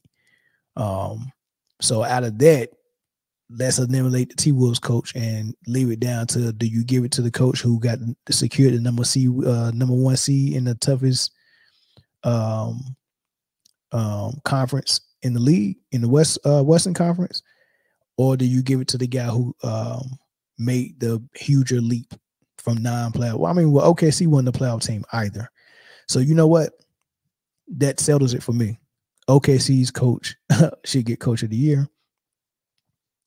And then I'm going with Wemby for rookie of the year. It's kind of very easy. But where it gets harder is, do you give Wemby the defensive player of the year as well? And that's really tough because of the precedence it might set. And I know people feel like winning should matter. I think winning should matter with the top awards like MVP and coach of the year and stuff like that. But for like rookie of the year, and defensive player of the year as well. But for rookie of the year, it's a rookie, right? It's a rookie. So I don't think it should matter that much for rookie of the year. And then defensive player of the year, see, that's so different from MVP because you could be a candidate for defensive player of the year and not be the best player on your team. So I don't know if those wins actually are on you, because if you really think about it, when Jaren Jackson Jr. won it last year, he wasn't the number 1. Ja Morant was. The wins were secured by Ja Morant's leadership, right? When you see guys like Draymond Green get it, the wins was secured by Steph and Clay, not Draymond. When you see who else got it, Marcus Smart, Jason Tatum, and Jaylen Brown were the ones securing the wins. So when you try to take the win and throw it on the defensive player of the year, the defensive player of the year is not the one who the team is on his back or on his shoulders. They usually have a guy or 2 guys who's the driving force for that. I'm here to play defense, right? So that's why the winning count more for MVP and coach of the year versus rookie of the year and defensive player of the year, if that makes sense. So I wouldn't tax Wemby for not being a playoff team and for his team sucking, because he is in the unique situation of being a rookie, the defensive anchor for his team, and the number one option on offense. Right? He that's a unique situation to be in. But I could see it. It's not Gobert. It's not bad. It's Wemby. I give it to Wemby. So Wemby would be rookie of the year and defensive player of the year. And then for my MVP, you already know my criteria. Success, team success. As a matter of fact, I'll show you again.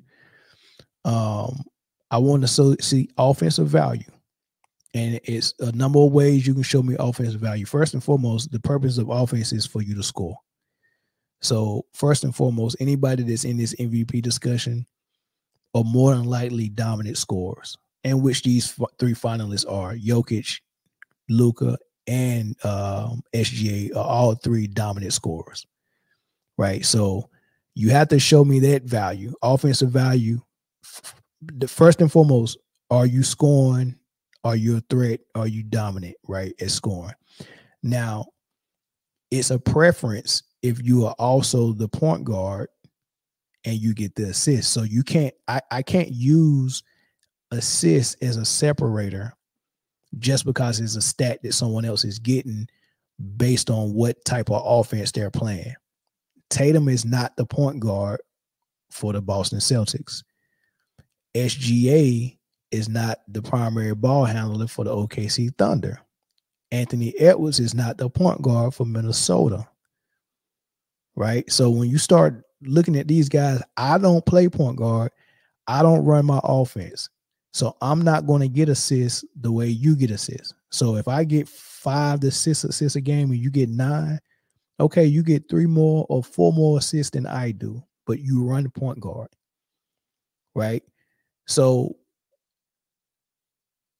if you're just counting stats, then you have to create the offensive player of the year and give the offensive award to the guys who are playing strictly offense and who's doing so much stuff and accumulating these stats. Then we can stop this argument about MVP, and it'll be easier to have because we'll understand that we're grading guys based on these 3 principles: offensive value, defensive value, and team success. Well, for offensive player of the year, we're only grading you on offensive value and stats, right? So I think that'll be fair. But nonetheless, you have to show me how you're contributing to your team's points. And most of the time it's by you scoring a ton of points, right? And occasionally that guy that scores a lot of points also plays point guard and run the offense, and he gets assists. Now, what does that lead to? It should lead to 2 things in order for it to really count. Your offensive scoring should lead to your team also having a high input in scoring. Right? So I want to see that. I want to see your scoring actually lead. What does it lead to? Did it lead to your team also being a top-rated scoring team? And then did it lead to your team actually winning? So those 2 things need to follow your production. Your production, and even if it's assists, if you want to be graded on points and assists, okay, now let me follow your points to your team total points, where they rated in points, and let me follow it to the win, and then let me follow your assist to your team assists into winning, right? And then do the same thing for defense. Your defense and your leadership on defense led to your team doing what as far as what they rated in defense, and then did it lead to wins? Now, when it comes to SGA, his team is top 10 in offense and defense. And then they're the number 1 in the West. I don't think you can beat that. As a matter of fact, let me look up the ratings right now. So, because I want to see this, and I think this would be real interesting because if I'm the best passer in the league and I get 10 assists a game, and then I look and my team is below average in assists, then what good did my assists do? Like for instance, Luka had 9 assists tonight. Guess how many assists that his team had? 14.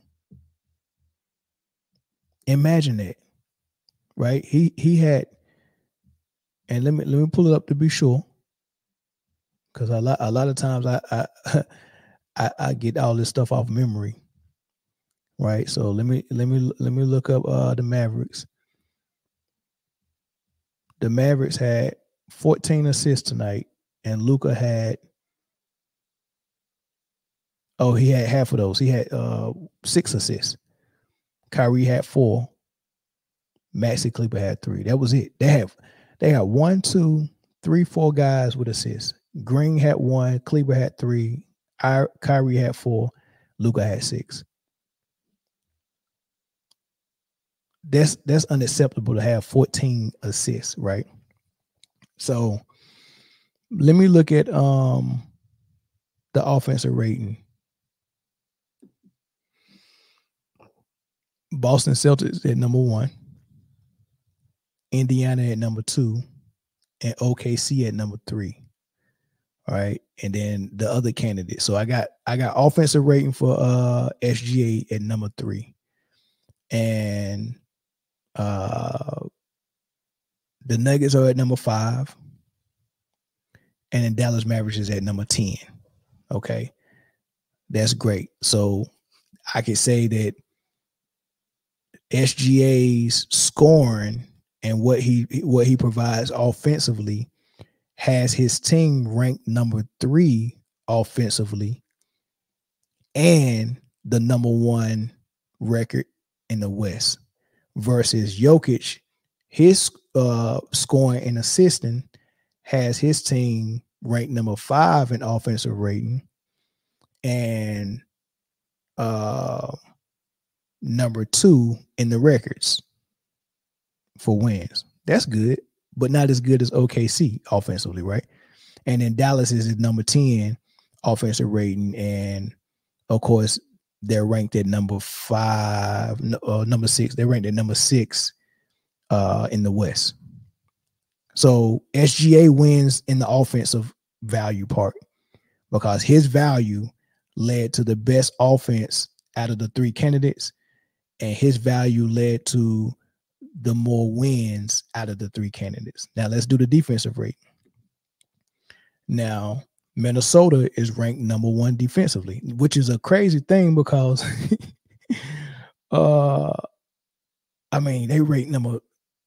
they used to be high in offense early this season. They're number 16 in offense, but they're ranked number 1 defensively. Orlando number 2, Boston number 3. Now look at this. Boston's number 1 in offensive rating, number 3 in defensive rating, but Jason Tatum is not even a finalist for MVP.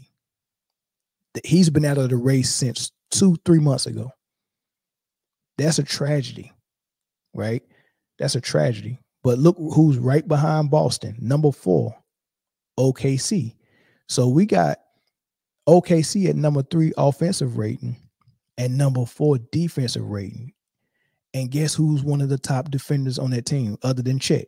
SGA. So what SGA is doing defensively has his team ranked number 4 in defensive rating. And then, of course, it's leading to them being number 1 in the West in the win column. Versus you look at the Denver Nuggets, what Jokic is doing to help contribute to his team has his team number 8 in defensive rating and a number 2 ranking in the win column in the West. And then you look at the Dallas Mavericks, middle of the pack, all the way down at number 17 defensive rating and number 6 in the West in the win column. Folks, it's not even close. Right? It's not even close. It's SGA and Jokic neck and neck, and I wouldn't even say neck and neck. The only thing that you can give Jokic is he's close to a triple-double. He's because he's playing more of a distributor role than what SGA is. But when you look at this, it's SGA. SGA has his team rated in the top 5 offensive and defensive rating and number 1 in winning. And that's based on what he's doing with his 30 points a game, 6 rebounds, 5 assists, or whatever he's averaging, right? That's great. Why are we not considering that? That's all you need to do. What did you do? What did it lead to? And what did it land you in the win column? It's that simple. You don't even have to go deeper than that and start doing advanced analytics and saying, oh man, but you know, a Jokic post up is the number 1 play in basketball, you know, or oh man, the offensive, I don't know, these advanced analytics they go to, oh man, when Luka has the ball, his team is, you know, they score 50% of the time. They just do some crazy things with analytics and advanced stats and all that stuff. And it's just unnecessary. And the only reason why you go that deep is because the guy you want to give it to can't win it outright with just simple basketball. Right. But it's very simple. Offensive value, my offensive value and what I do offensively led my team to a number 3 offensive rating. What I do defensively led us to a number 4 defensive rating. And all of those things contributed to us being number 1 in the West. Very simple. That's very simple. That's actually how we write evaluations in the military, right? I led 200 troops. Okay, what did you lead your 200 troops to? What did they do? Oh, my 200 troops, we accomplished X, Y, and Z, and it all goes toward the mission. How did that go toward the mission? I can't come in here and say, hey, look, I led 200 troops. Okay, you led them where? What did you lead them to? What did they do? You know, they all, I don't know, they all just something stupid like that. They all finished their lunch on time. Nobody care about that. The mission is X, Y, and Z. What did you do? You just can't tell me you led 200 troops, right? Like I'll put it this way. I led 200 troops, but you led 50 troops, right? So the stats is 200. So that's what the stats is for basketball. You're saying 200. I got more stats than you because I led more troops than you. So you're saying I led 200 troops and you stopped there. No, what did it lead to that goes toward the mission? And in basketball, the mission is winning. What did your leadership do? Luka, Jokic, and SGA led a team of 12 men. Or 14. I don't know what the roster is. They led a team of 12 men. What did you lead them to? SGA led them to a number 3 rating on offense, a number 4 rating in offense, and a number 1 rank in the win column in the West. Jokic led them to less than that, number 5 and number 6 and number 2. That's not better than number 3, 4, and 1. And then Luka's way below that. So I don't care that you led 200 troops and I led 50. I led 50 to more success. You led 200 to less success. Does that make sense?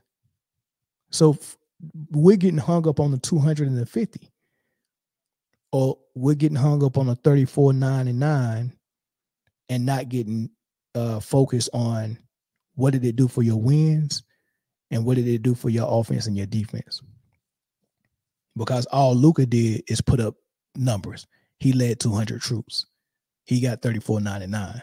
They want to give him the award for leading 200 troops, but not telling us what he led them to.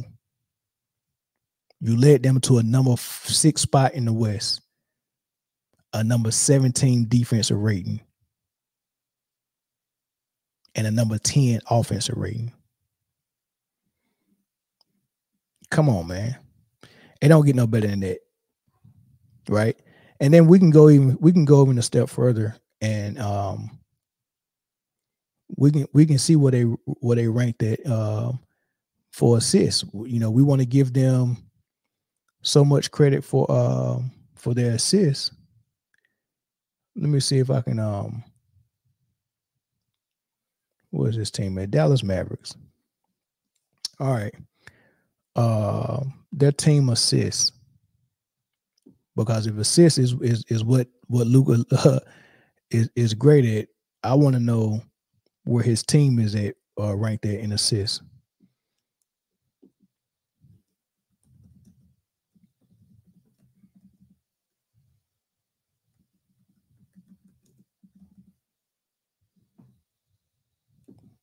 I mean, because if you telling me assist is why Luka should get the MVP because he getting the assist, I want to know where his team is ranked there in assists. And just as I suspected, Indiana Pacers is number 1 in assists, San Antonio 2, Denver number 3. So what Jokic is doing with assists is actually translating to more team success because his team is in top 3 in assists. Golden State number 4, Lakers 5, Raptors 6, Kings 7, Cavaliers 8, Wizards 9, Jazz 10, OKC Thunder 11. Ain't that about a blimp?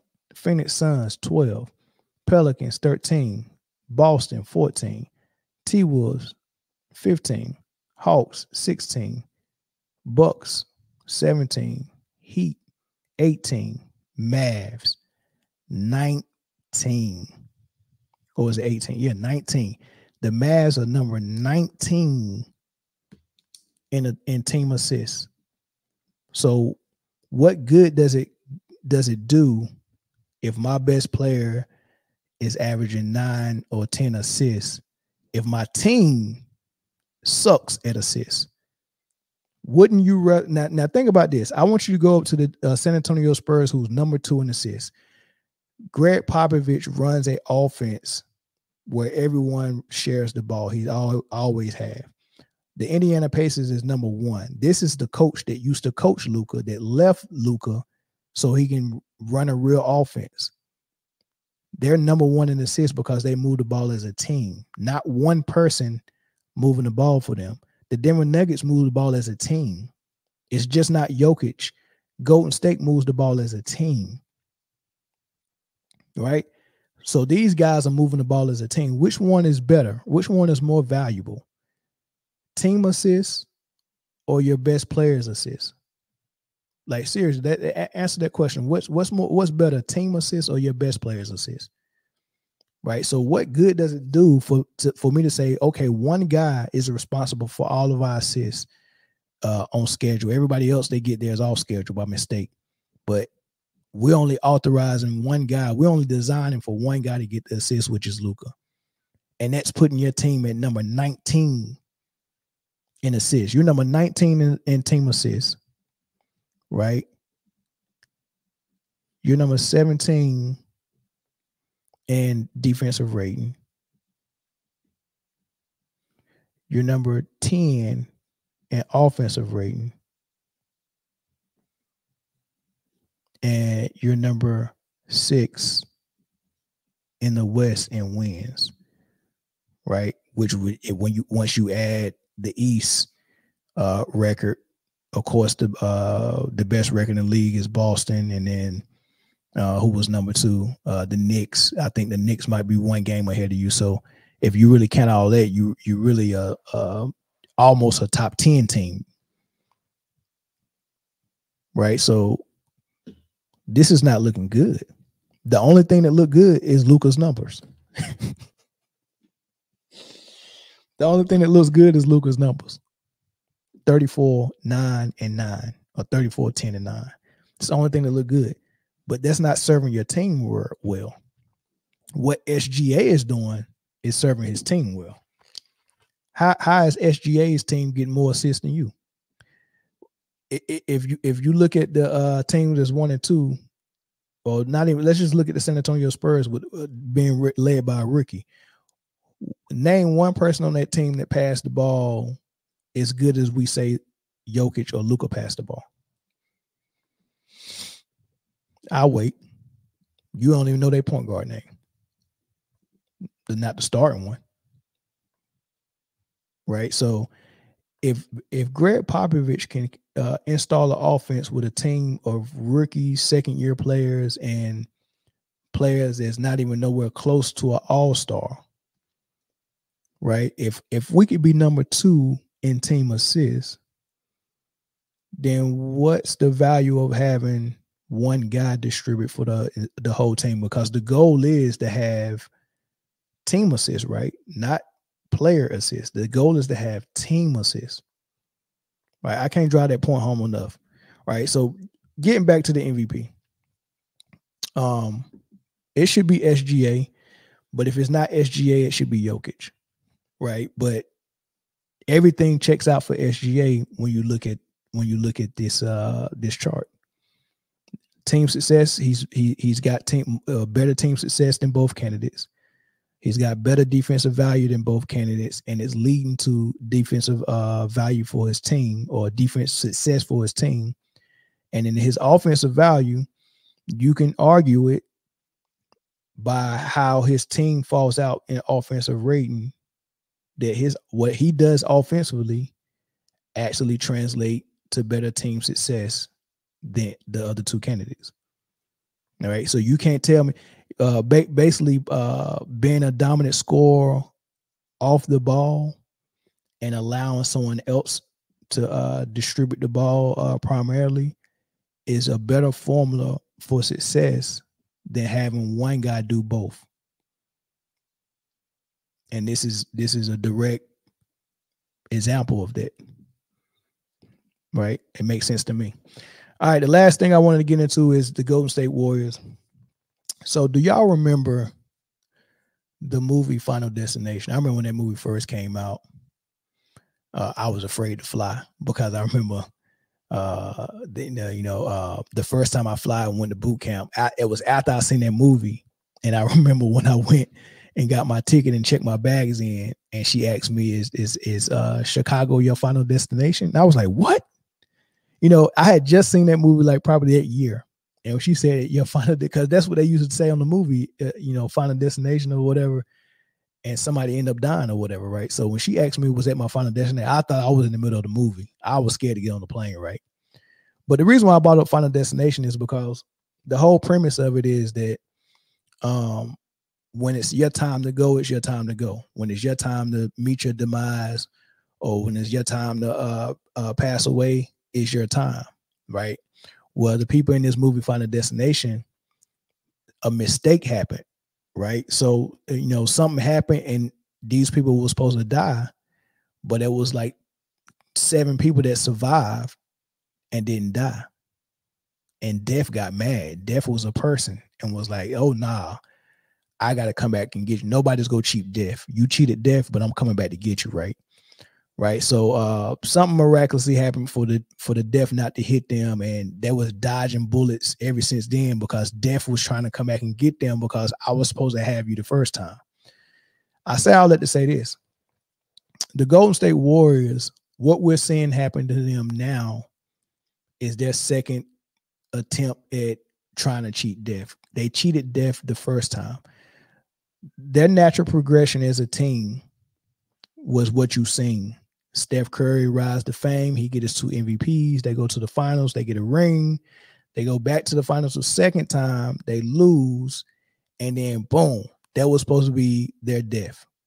That was when that dynasty was supposed to die, after they lost that second finals to the Cavs. So Steph Curry probably would have ended his career kind of like Dirk did. Dirk got to the finals twice, won one time, got 1 MVP. Steph was supposed to be similar to that. He got 2 MVPs, got to the finals twice, won once, and that was going to be it. It looked like that's what's going to happen to Giannis as well. Got to the finals. He got an MVP. I think he got 2 MVPs. He got an MVP or 2. Got to the finals, won. He got his 1 ring. Boom. It's a lot of players that's on the level of Giannis, Steph, Dirk. They get to the finals, they get the ring, or they don't get the ring. Billups got to the finals twice, got his ring, right? The list goes on. Jokic, we'll see. I don't know. Is he gonna be one of those guys that get to the finals, get his ring?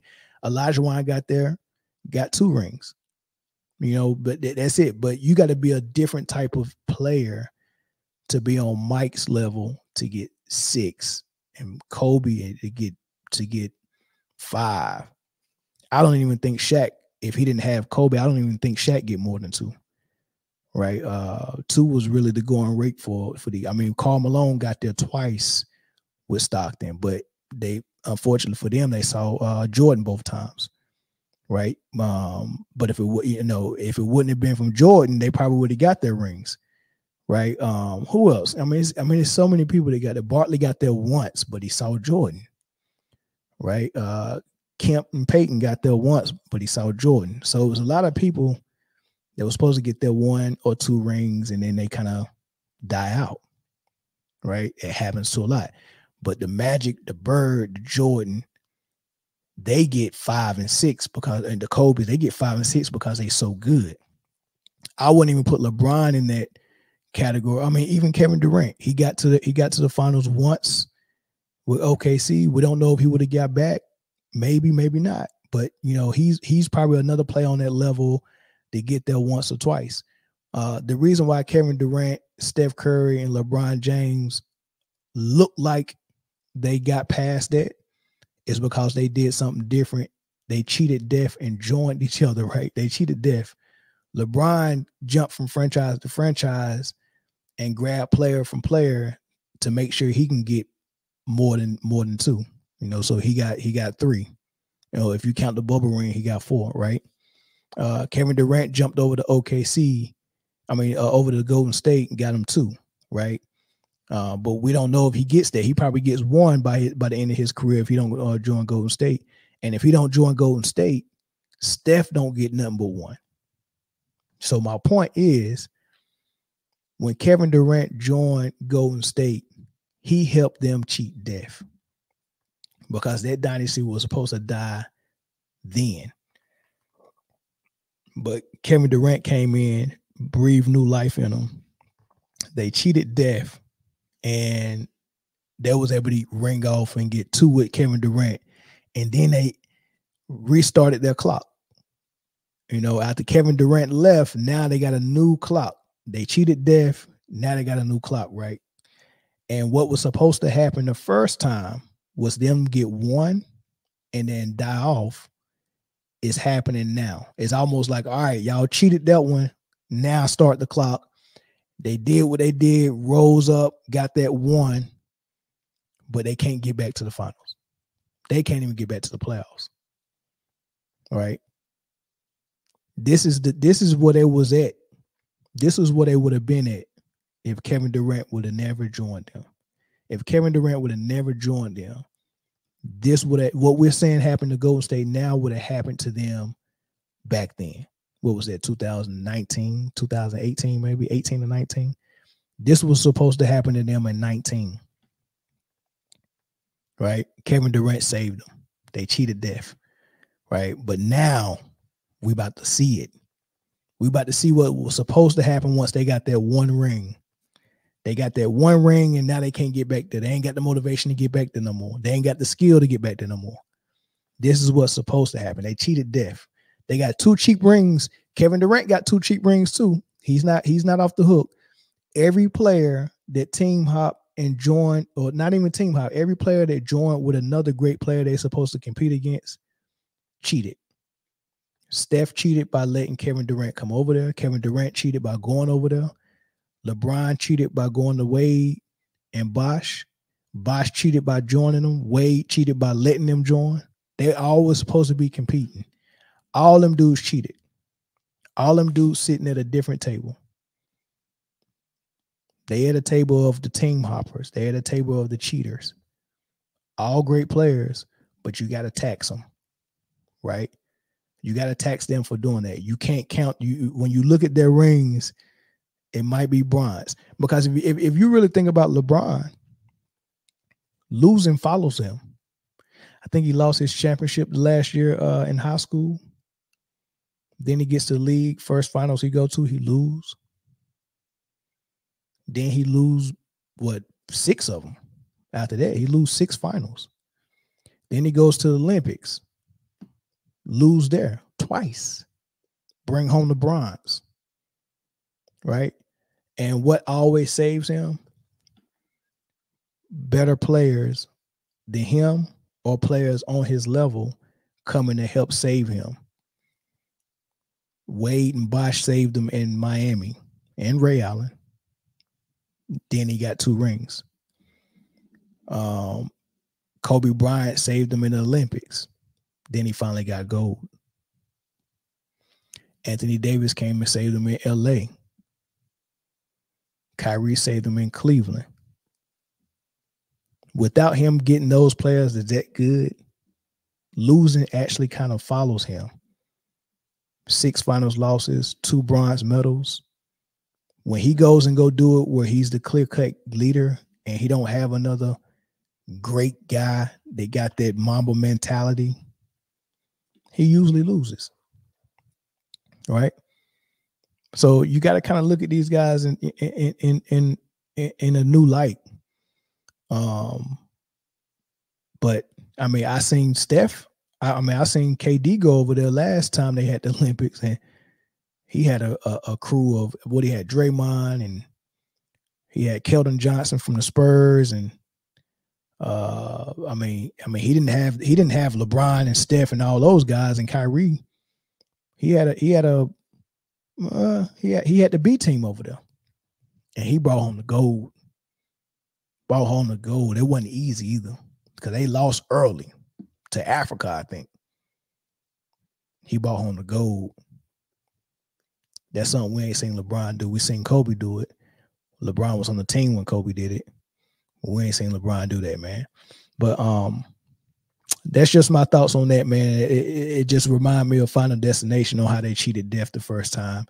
And Kevin Durant was able to help them cheat death and keep that dynasty going where it should have died. But now we're about to see it die, man. I appreciate y'all sticking with me for the whole 2 hours, all the way to the end. Make sure you hit the thumbs up, subscribe if you're not already subscribed. Share this podcast to everybody that you know that love basketball or football, sports in general. Share it. I appreciate that. Leave all your comments in the comment section, and I'll catch y'all on the next episode. Peace.